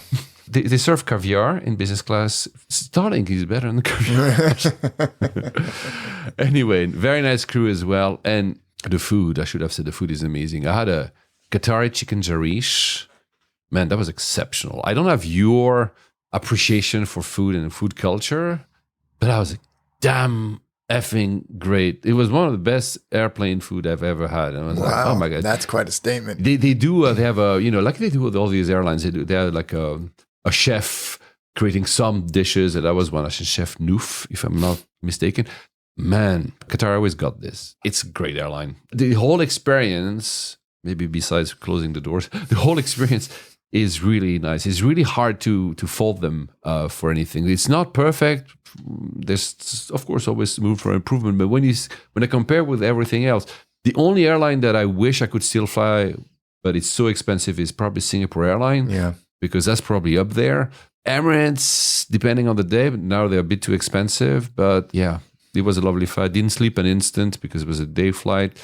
Arrive at Charles de Gaulle, T1 again, where the arrivals are above departures. So your luggage arrives at floor 5, and anyway, it's still a mess. I still like that airport T1. I know it's a bit of an emotional attachment to Charles de Gaulle Terminal 1, but it worked. I got my luggage. I had to wait a little bit, but that was fine. And then went to the Sheraton with Miles. This one is in Terminal 2. I mean, it's outside, it's landside, but it's built into Terminal 2. Go back to BA. It's still at TCC. Still, you remember, because you've done that. You have to go on the basement to check with BA. But then the good thing is that they have their own door, which fast tracks you directly into the whole thing, so into the security. You don't have to go back up, and so it's pretty well done. What I really love about France is, because that only happens to France. You know how sometimes the check-in staff tells you where the lounge is. Only in France will say the lounge is between Dior and Louis Vuitton. Yeah, of course, of course. It's called Prime Class. It's a third-party lounge.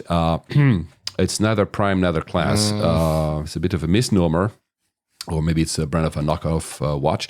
But yeah, nothing was really working. The coffee machine wasn't working. They had pots instead, which is fine. And at some point, I'm like, whatever. So I go out again. And that's the last story. And then I'll move to you. So we are at this gate. We enter the jetty, the jet bridge. And at the end of the jet bridge, because I'm group 1, some reason at that point, I should have been group 2, but anyway, I'm group 1. And I hear the staff, because I understand French. Oh, the bus isn't here. I'm like, we're on a jet bridge. The bus arrives after 10 minutes. So we go down the stairs of the jet bridge. We wait in front. And by the way, at that time, groups don't make any sense anymore because everybody is behind you. So I'm thinking, because I'm like that, I'm like, there's doors. Should I go in the front, in the back? And which side of the bus should I go? Because which side will open to be faster to the plane? Because it's going to be a small plane. And I want to be, anyway, I lost, by the way. I went to whatever. So we started in the bus, and I see, because I'm like you, I watch aircraft. So that's why I can know the route. I saw Gulf Air, Air India, Air Canada. Nice. There's a runabout. Air Canada, Air India, Gulf Air. I'm like, we're backtracking the same freaking route. I'm like, okay, cool. Then I see BA, Air Austral, Emirates, a 380, Vietnam Airlines, American, then a roundabout. American, Vietnam Airlines, Emirates, Air Austral. I'm like, and we're back to BA. And we stop at the bottom of another jet bridge, which was basically the next one. And we go back up the stairs of that jet bridge to go to that freaking BA flight. So the BA flight was next door, but we had to do all this trip to line up the bus in the correct, I don't know, man. I was happy I could see aircraft, but that literally, the plane must have been, I didn't see it, must have been 10 meters away. That's so strange. And we had to go up to another jet bridge. So basically, you go up the stairs and you go to the jet bridge next door to enter the B aircraft. Is that a Schengen thing or whatever? I don't know, but that was really, just a fun story, but it was really weird. And then on taxi, I see that beautiful Concorde at Charles de Gaulle. Brief flight, windy and shaky on final, gray on arrival at Heathrow. And I see that sorry Concorde at Heathrow. And I'm like, this is not the same. What is Heathrow doing? I land, and the first email I get, and that's the end of my story, I lost my silver status on Emirates. Oh, really? Because, the reason I was able to maintain it was I was flying it every year. I didn't fly it, lost it. I'm back to blue or whatever. I'm a rookie. Yeah. I'm a rookie now. Wow. There you go. That was a bit long. Sorry. No, that was fascinating. I really need to get out there. I need to fly on Qatar. You need to fly Qatar once, man. It's something. Yeah. It's probably one of the best airlines. No, it is one of the best airlines. Is it number one? It depends on taste. I would say nowadays, if I can fly them, I do. But yeah.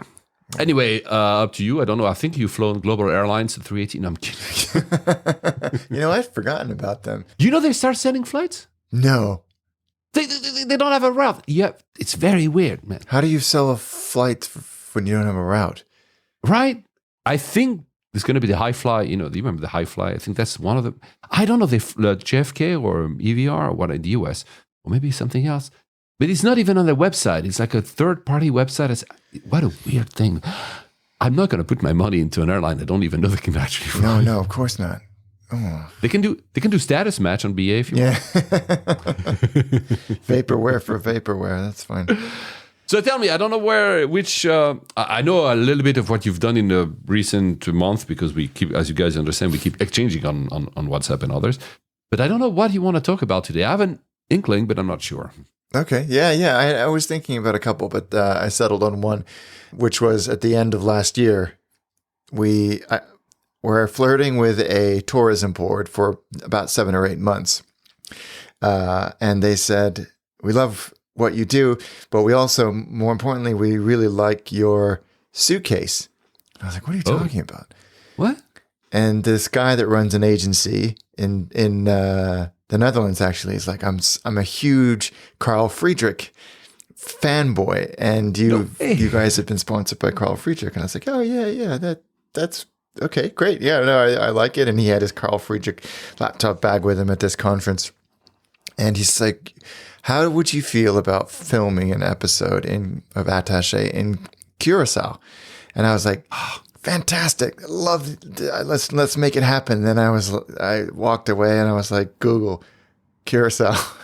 Like, where is it? Where is it? Of course, I've heard of it a million times, and it was Dutch, but I was like, I can't remember exactly where it is or anything about it. And I was like, oh, of course, yeah. It's in the very southern part of the Caribbean Sea, just north of Colombia and Venezuela. Like, okay, fine, great. So we went back and forth with them for months and months and months, and finally found a date in December to get out there and film. And it's a Dutch colony, Dutch protectorate. Its status has changed recently to be independent, but also administratively dependent on the Dutch. So yes, the French do that as well. They have these kind of like we. So meaning it's not part of the EU. Then it's separate. It's not part of the EU, but it's also not a country. But they use what currency? Euro, because they have no choice. No, they have their own dollars? currency and dollars. Oh, wow. Yep. Okay. So it's very strange, but in terms of financial administration and in some legislative capacity, it's all done out of the Netherlands, and I think that's kind of this model that seems to have worked well for them over the last 15 years. Okay. It's because it's a Dutch protectorate. Getting there, you have to go through Amsterdam, and actually, it's got quite a lot of service. KLM, Corendon, which are a Dutch leisure carrier, and there's one other whose name escapes me. All fly, if not daily, then several times a week to Willemstad, which is the capital of Curacao from Amsterdam. And so we found this period in December that would work really, really well. And the flight from Amsterdam to Willemstad is at about 9:45 in the morning. And while there was an early flight from London to Amsterdam, the connection was about 65 minutes. Too close to comfort. Even if it was protected, we would have lost a whole day of filming. So I just thought, and actually the tourism board were like, we strongly recommend that you come the day before. So we flew from Heathrow, T2. T2? 3. 4. No, 4. Yeah. 4. Yeah, KLM and Air France had 4. T4. Yes. And it had been a while since I'd flown out of T4, but I knew that there were a couple of third-party lounges in there. I don't have any status on SkyTeam. I've tried to hack that a million ways to try and get status through Virgin and status matching in Delta, and it just... Air France gives a status, but Air France is sneaky about it because you need to pay for it. You need to, I think, gold to gold was 300? Yeah, Lufthansa are doing something similar, where you pay. And Delta actually have it, but you have to have flown with them recently or something. And I didn't.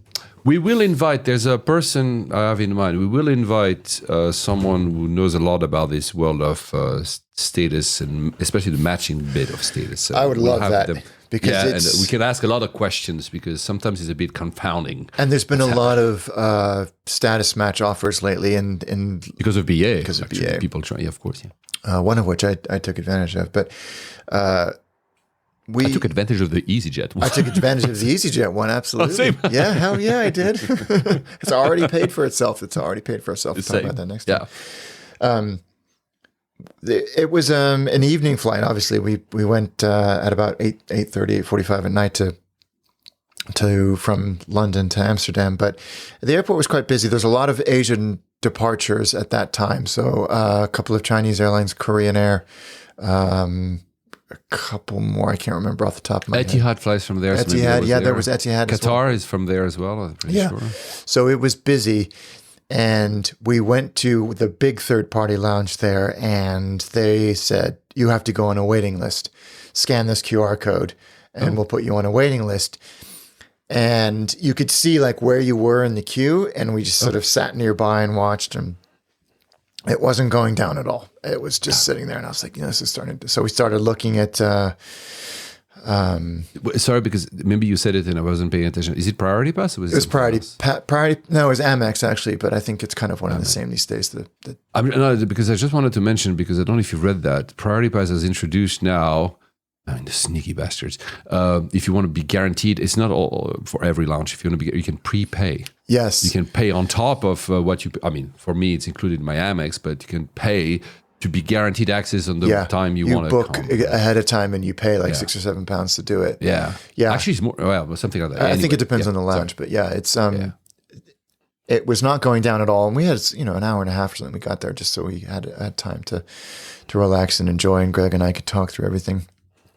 But no, it never went down, and that terminal is very limited in its F&B options. There's hardly anything. Yeah. And they're always very expensive and rammed. Very so cool. We actually just ended up going to Pret and getting sandwiches and stuff, and just sitting on some seats near the gate. And it was at that point where I clocked this other lounge right at I guess it would be the north end of the terminal, and it was a sort of offshoot of the lounge that was on a waiting list. And I went up there and said, can we come in? And she said, no, we're not doing walk-ins because we're also the lounge for Qatar Airways, and we're full. I've been there. Okay, so I know which one. Okay. So the lounge situation there kind of was that terminal is really small. Yeah, it is. It's small, no room, and there's a lot of big flights going out of there, as well as KLM have their own lounge. Obviously, they've got the But is it the SkyTeam lounge? No, it's now the SkyTeam lounge, which I had no. We were in economy, but it didn't matter in the end. It was no, of course. They do have that wonderful viewing deck at Terminal 4, which is probably the only redeeming feature of that. I mean, it's not a bad terminal. It's just nothing. The great. Advantage probably is because it's small. Your security is pretty fast. Well, I got caught. Oh, I had the random. We need to go through your bag and just and. Which is fine. It is what it is. It happens, yeah. But there was somebody had lost their passport between check-in and security. And so basically the whole system was shut down while they helped this poor woman find her. Whoa. And then there was one or two families in front of me who had some kind of stuff in their bags they shouldn't have had. It took 35 minutes for my bag to be screened that second time. Oh. And of course... Greg and Megan had gone through no problems, and we're waiting for. I just said, "Go find." They couldn't get into the lounge without me. They couldn't get into the lounge anyway. It turns out, but so they were just hovering, and I felt like I was getting a little bit frustrated. It was nobody's fault. It just happened. Yeah, it just happens. But but it was an Embraer 195. I am fond of those airplanes. Same. The whole E-Jet series. Yeah. I just think they're neat little airplanes, and I agree. It's such a short flight. It was a night flight. This one is super short. I think the shortest you can do. I think it's 40 minutes. Yeah, because it's shorter than Paris, and I don't think any. I'm talking not domestic, obviously. Dublin? No. This is no. I think it's the shortest. I think it's because of where Amsterdam is relative I've to... done it in the past. I remember when I was still on Sky Team, like 5 lifetimes ago. But yeah, I've done it a few times, and it's, if the easiest is from London City because you're at the right side of the Thames estuary. You don't have to, and also, just as importantly, you're at the right or the correct side or the efficient side of all of the London traffic. So you don't have to do any kind of convoluted departures to stay under arriving traffic or anything like that. What's interesting, I always forget about Terminal 4 is that you have to cross an active runway to get to the active runway. And at Heathrow, at that time of day, so 8:30, 8:45 at night, is busy with arrivals. And so you sit there and you wait, trying to cross from that part, the southern part of the airfield, even if you're using that active runway, to get your place in the queue to take off. Position, yeah. And you're waiting, and I'm looking out the window. You could see the string of lights out in the distance of these planes. I'm like, we don't have the ability to listen to air traffic control in this country, which is very strange. It's an anachronism based on an old maritime law, but we don't have that ability. So, but you can tell that they're saying, because there was a China Southern flight at plane and us at taxiways that would cross the runway, and you could imagine the air traffic controller saying, "On your marks."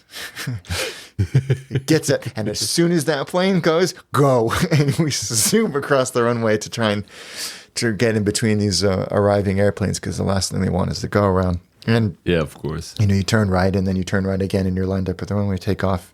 We were fortunately facing the right way to turn right slightly and head toward Amsterdam. And arriving at Amsterdam is easy. That time of night, I don't know Amsterdam or Schiphol Airport well enough to... What time was it you landed? I don't know, like 10.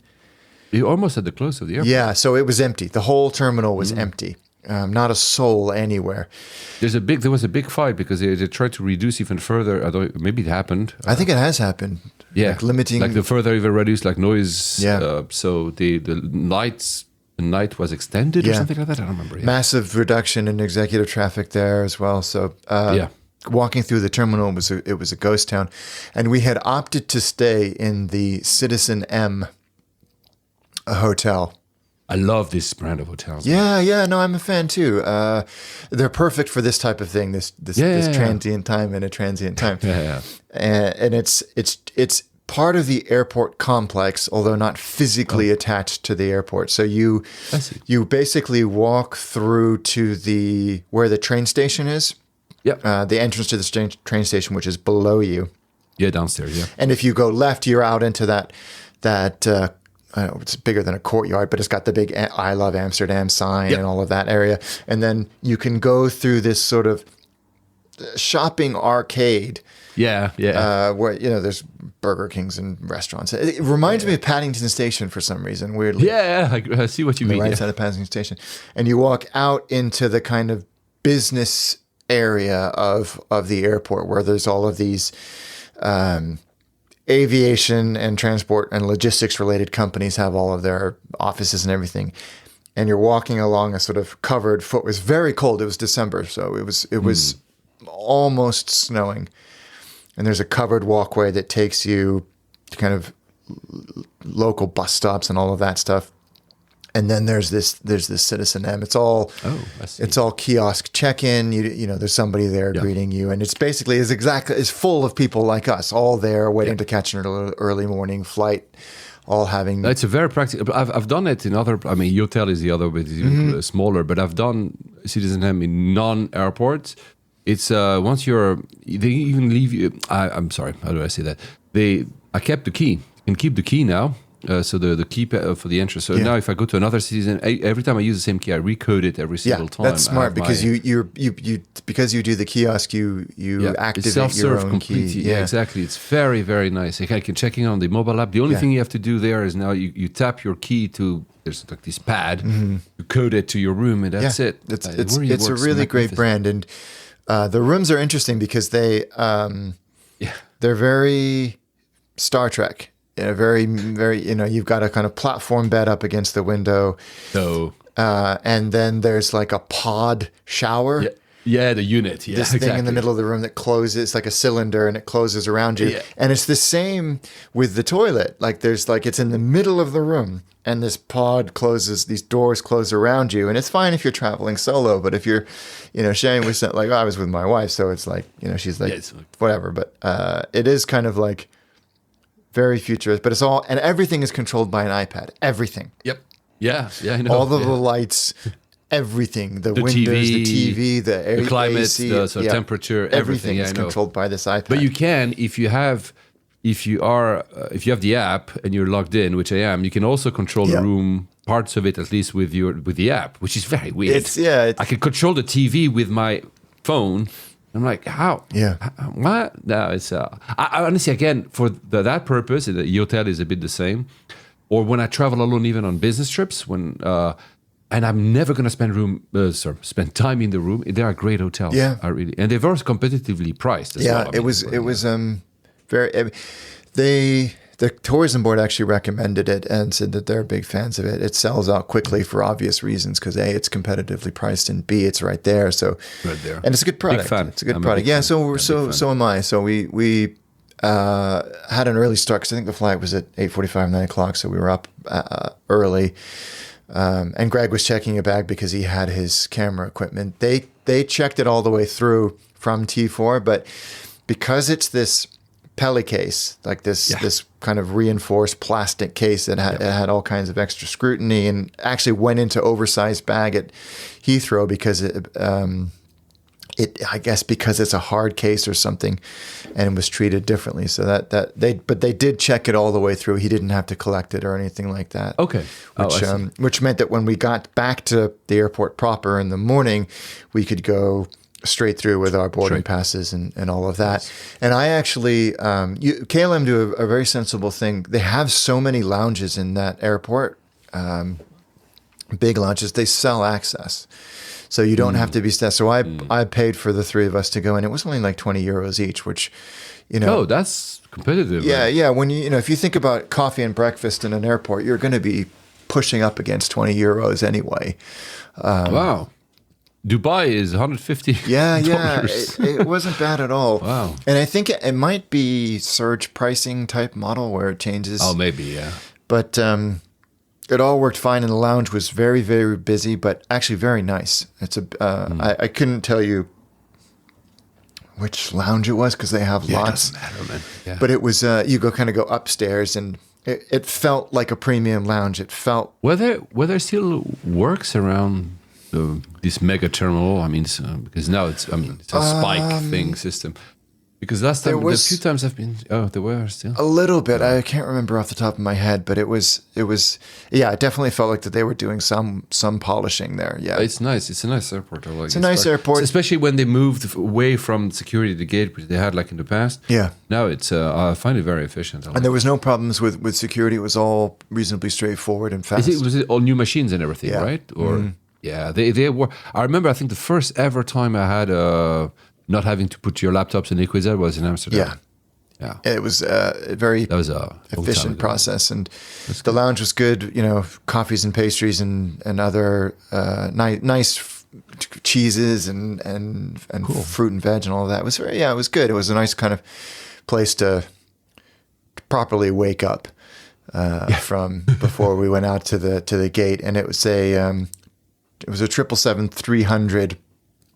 Pretty busy flight, but we actually were lucky and had Megan and I had the seat between us free, so we had a bit of space. Nice. I had never flown KLM long haul before. I'd flown. Oh, okay, that's what I was about to ask you the question because I have myself, but okay, so how what? Yeah, what do you think? I don't know why, but I had very low expectations. The why is Paul because I've been joking. I did think about that. But look.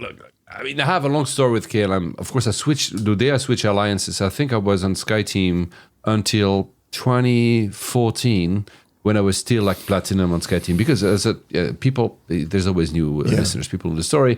When I was living in Japan, I was flying a lot Air France and of course Northwest as well, back before it was bought by Delta. When I moved to Manila, all the European airlines had left. So there was no one but KLM. So I was flying KLM.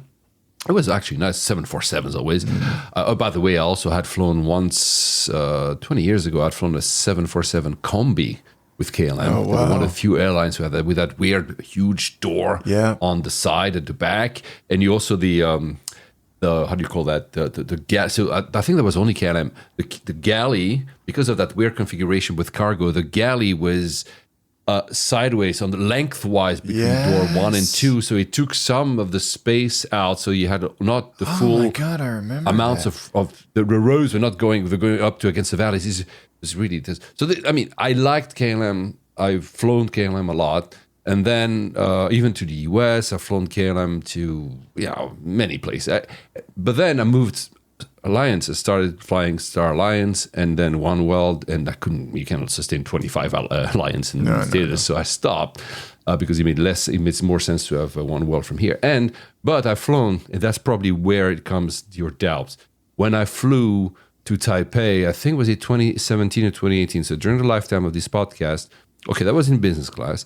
It was a very long flight, and it was, people remember that probably, the worst beef I've ever had, not only in flight, but in life in general. And I still have the taste at the back of my mouth like 9 years later or something. I did make me want to fly them again, because again, I'm not on Sky. If I were on SkyTeam, I would fly them, right? Because they're very practical, they're very much on time, and they actually are very competitive price-wise as well, right? So please, my apology. I'm not an anti-KLM. I said at the top of the show, PSV fans thought I was Dutch, so, KLM is my destiny. Yeah, there you go. Yeah, so I mean, I boarded with low expectations. Maybe that's good, because then... Yeah. Oh, it is good. I think it is good. Right. And I think especially in this instance where we pushed back slightly late, but it was only because that time of day, the airport is incredibly busy. So getting us out of that, we were in a sort of cul-de-sac at the airport, and just trying to get out of it was difficult. And you taxi out, and we take off, and the routing kind of took us over northern France, and then down over northern Spain, just catching the very northwest corner of Portugal before heading out over the Atlantic. And I was impressed by KLM. I was impressed for quite a few reasons. Their IFE screens are bright and big and nice, but the IFE UI was so impressive. I can't remember if I told you this at any point, but along the top of the screen, anywhere in the menu, anywhere outside of content, so not watching a movie, but anywhere, there's a timeline. And it's got obviously takeoff and landing and where you are on that timeline. But then it also has meal times. So it shows you, like, right now we're going to do a drink service, and then we're going to do lunch, and then here we're going to do a snack, and here we're going to do a snack, and then we're going to land. That is great. It was so clever and so easy. So like, when am I going to eat next? Because with BA, it's like, you're not. But not only was that impressive, and the amount of content in there and breadth was more than satisfactory. Yeah. But this is a nice little touch, and the menu, like full menu, showing you what you were going to get and everything like that, all on the screen when you touched one of the points on the timeline for the drinks or the menu, so you could get a sense of what you were going to have available. The food was outstanding. And not only was it outstanding, there was so much food and so many snacks that I was full. I couldn't eat anymore. It was, these big pastries that they would give you at snack time, plus some coffee or whatever else you wanted. They were so substantial. I'm always, that's great. Yeah, though. Of the highest quality, really delicious food, really, really good food. The cabin crew were nice enough, friendly, and for economy, they have a lot of people to deal with. It was all great, and the seat itself was a standard economy seat, but comfortable enough and enough leg room. The Wi-Fi was very fast. You pay for it. But it wasn't expensive. How long was the flight for? It's about 9.5 hours. Okay, yeah. To get that far south. And yeah, the Wi-Fi was fast enough for me to work as if I was at my home computer, using the tools I would to research and write an episode, plan things, look things up, text message, send videos, all of that stuff. I mean, it wasn't Starlink by any stretch of the imagination, but it was enough for me to get on with my work, which was great for a day flight, especially, I had a full working day on the flight. So you could precisely prepare your episode. Yeah, exactly. And just take care of, anything else that came up. It was great.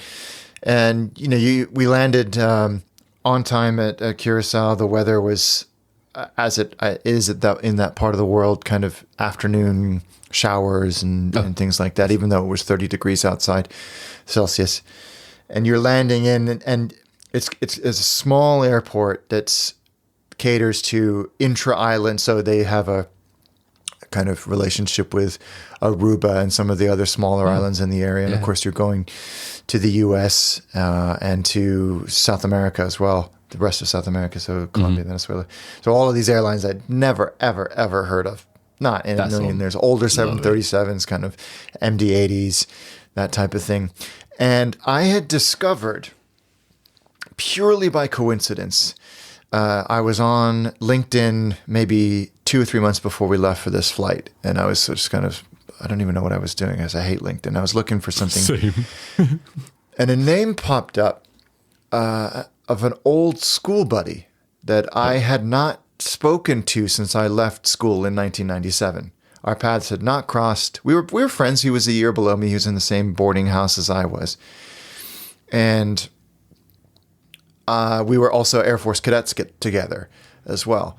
So, and his name pops up, and I was like, oh, I haven't heard. And I was like, what the And it said he was in Willemstad, lived in Willemstad, and he was flying for the Coast Guard. No way. In Willemstad. And he'd spent some time in the Royal Navy, lived in Spain for 10 years, flying coastal patrols in Spain, and had moved to, according to LinkedIn, moved to Curacao about 3 or 4 years ago. So I messaged him. I was like, I don't know. I'm sure you don't remember me. However, I'm going to be in Curacao. Like, any chance you want to grab a beer? And he's like, oh my God, of course. Like, I remember when we did this. And so when we landed and taxied in, I could see the big hangar and their helicopters. He works for a private contractor that does the helicopter patrols for the Dutch Coast Guard, or Dutch Caribbean Coast Guard. So you could see that. I was like, oh, this is great. And you go into, you come off the airplane in a gate, and you go through this quite arbitrary immigration. It felt like a small American airport. We were met off the airplane, representatives of the tourism board, and taken to this kind of quote unquote fast track security. Yeah, there's nothing particularly fast about it, and then waiting for the bags to come off was also very slow process. And you've got 250 people waiting in this very, very small space off this KLM flight. But I was impressed with KLM long haul. Wow. I really, really enjoyed it. I think it was a great product, very good value for money. The food, it was all, I would absolutely fly them again to somewhere, like Asia. If the price was right. I don't know what the premium products are like. I would be interested to try them, but it's definitely on my radar because Amsterdam is so close and so well served and so easy to get to. I would definitely consider them for long haul if the price. Yeah, they have a huge network, KLM. So exactly. I did end up meeting with my friend Alex. He actually appears in the episode. And we told him where we were staying on the island, because it's a small island, and he knew it really, really well, obviously. And he's like, oh, okay, great. I'm working a shift tomorrow, but let's meet up again before you leave. And we were sat on this balcony or deck of our hotel, having kind of sundowners right on the water there on this beautiful beach. Looking, the next piece of land was Venezuela. And all of a sudden you hear this like really deep, loud noise. And he came ripping past like low and fast as part of his patrol. I could see him on flight radar. No way. Like so I don't know how helicopters work, but I know that there is something with how the propellers are angled that you just get that Chinook level feeling. You could feel it in your chest, and it was so cool to have this like our own flyby of this big beautiful helicopter as they finished up their patrol and went back to the airport. Yeah, it was so cool. It was so cool to see that. So big shout out to Alex for doing that. Lovely guy.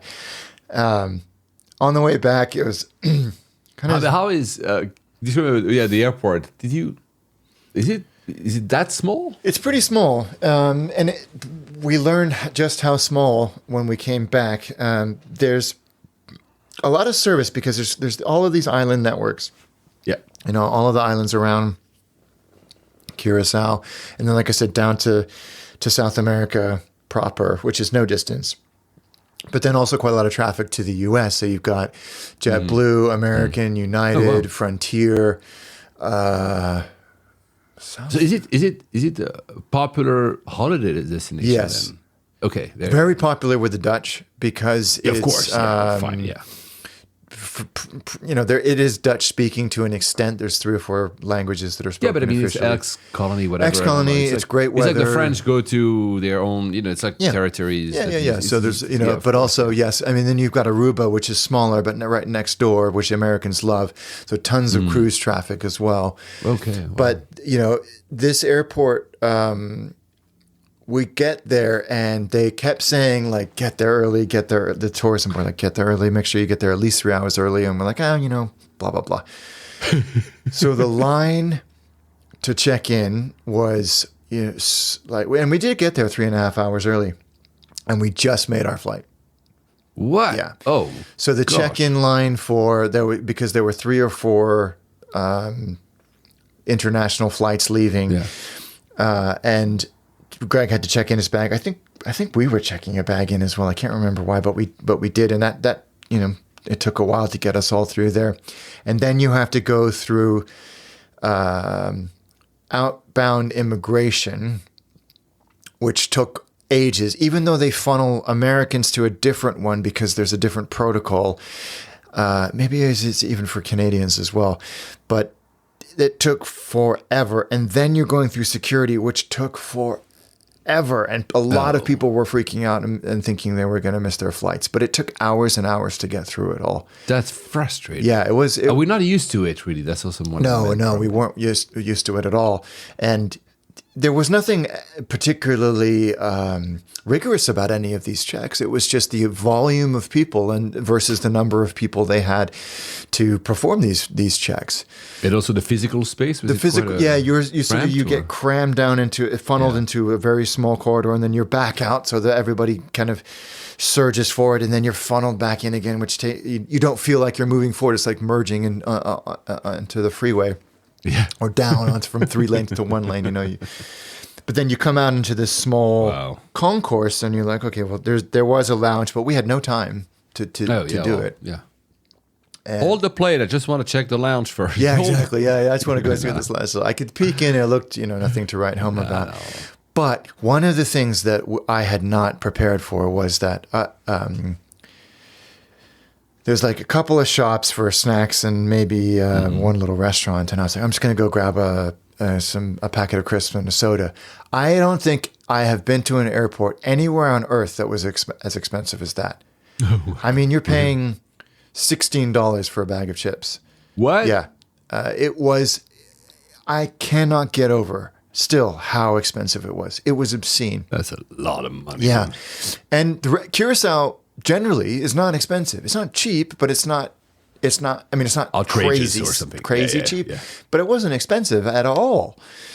And this was taking the piss, I think, because they were the only games in town, and they could charge whatever they wanted because you can't bring drinks through security. Obviously, $16. It was crazy, and it led to kind of a sour taste in your mouth afterwards. So we get back on this 777. The boarding was quite chaotic because you were next. The gates are all jammed together, and you're overlapping with other flights. And when flight's going to Toronto, there's another one going to Miami, and then you're going to Amsterdam. But there's another flight going to Amsterdam on a different airline. So you're all it's all quite chaotic, and you board by group numbers. But actually, once we were on there, the flight wasn't particularly busy, so there was a sort of calmness that descended. And again, we had Megan and I were lucky enough to have a seat in between us.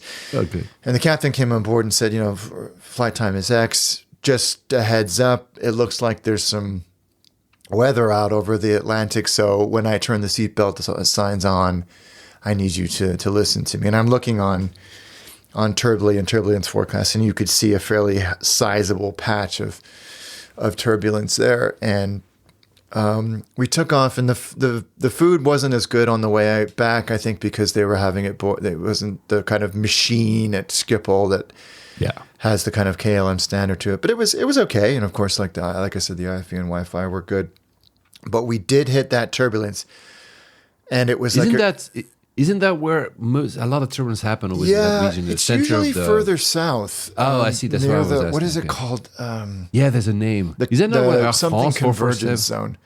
Is that not what Air France 447 did have? Its that was further south. That's further south because it was coming from Brazil. But it was this long thing, and I think it is that. It's that type of weather, and it's, we talked about turbulence a lot on this podcast, and you get the consistent stuff that's sort of like these undulations, and then you get the violent ones near storms and this was it was a combination of both, and it was incredibly violent, and big drops and surges, and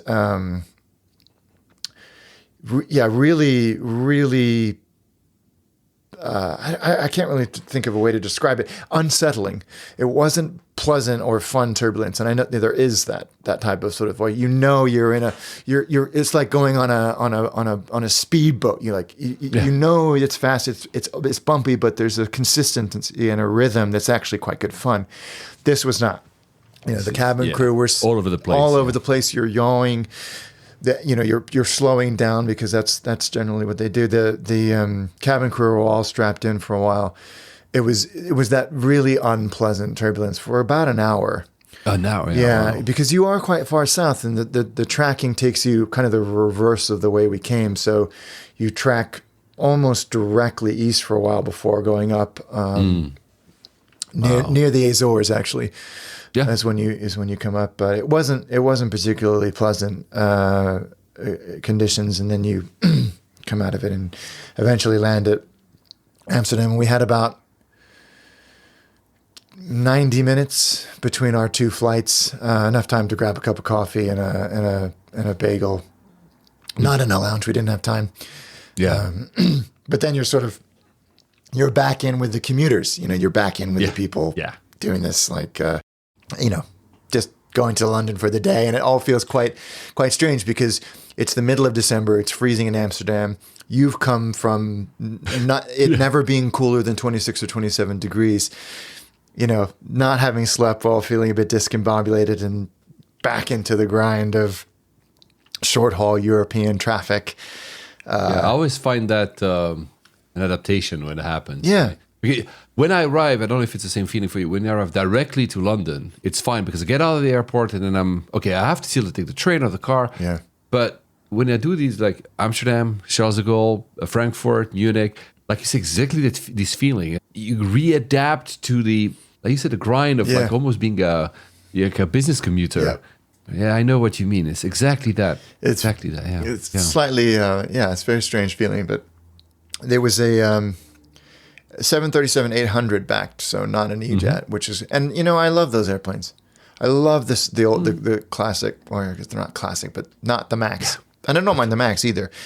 But it's the difference, I think, between a Dreamliner and a 777, maybe even a 747. There's something that harkens back to a bygone era with a 737, something quite comfortable. And KLM is one of the only ones who actually have. Yeah, you don't see them very often. in Europe. So it was nice to be back on one of those things. It was nothing to write home about. You get a coffee and a cake, and that's it. 45 minutes back, and you're landing at Heathrow. You got a cake. You got a cake and some instant coffee, and you're coming into Heathrow at rush hour. We actually didn't have to circle too much. We managed to sneak our way in, and you taxi back over to Terminal 4, and it belches you out. So it was very interesting for me on a lots of levels. A, because it was my first long-haul flight in KLM. And as I said, I'm a fan, convert. I am interested in trying their premium products because I was so impressed with Finnair, like I said a few months ago, with their premium economy. I'll be looking, like if I'm going to New York, I'll look at KLM again. I want to see what it's like. Yep. And if the prices stack up, I'll give it a whirl, because it's such an easy airport to transit through. It doesn't really, like Helsinki, it doesn't really add too much faff to it. And if I can fly premium economy for the same price I can fly economy out of Heathrow, I'll give it a whirl. Why not? Exactly. I think that's, and also let's not forget that when we do this, I know this is something that seems very foreign for a lot of people who are not in the UK. But when you do a short haul first and then a long haul, you don't pay that freaking tax. I mean, you pay a little bit of a tax.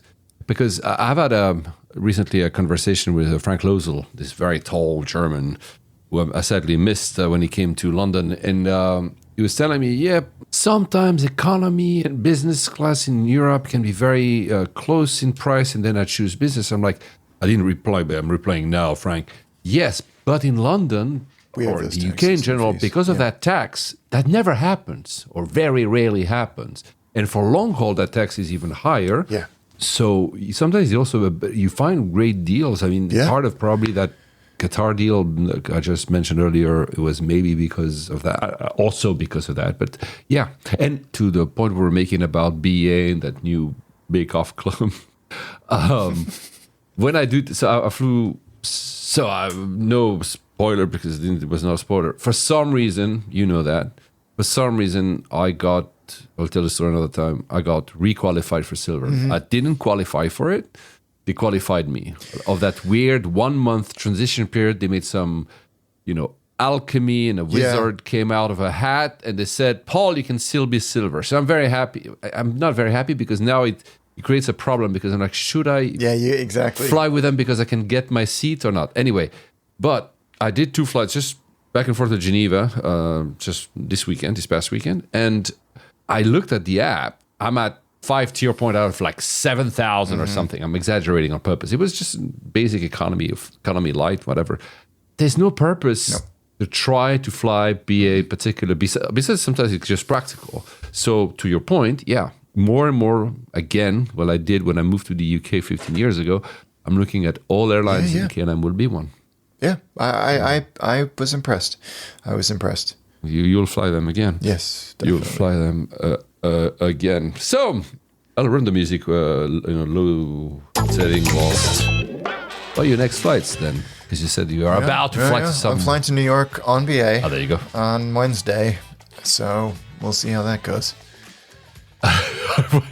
Gatwick or Heathrow? I wish it was Gatwick. No, it's Heathrow. Premium economy there, economy on the way back. So we'll see what it's like. I haven't flown BA premium economy in a while. Let's do. You know what? Let's do an episode when we compare our New York BA stories, because I've done BA as a mix as well, from Gatwick returning to Heathrow, if I'm not mistaken. So we'll share what you. Definitely. What do we think about? I hope for the best. Well, and any other things afterwards, like any exciting either airline or destinations? Not yet, but there's stuff in the pipeline. For me, it's going to be mostly European until the summer. Probably mix of Switzerland, Athens, Spain, quite a few. But it's good, and that's the struggle. Should I fly BA or not? Is every single time a struggle. Guys, if you want to convince us to keep flying BA, you know where to find us. And on that, happy flying. Safe travels, guys.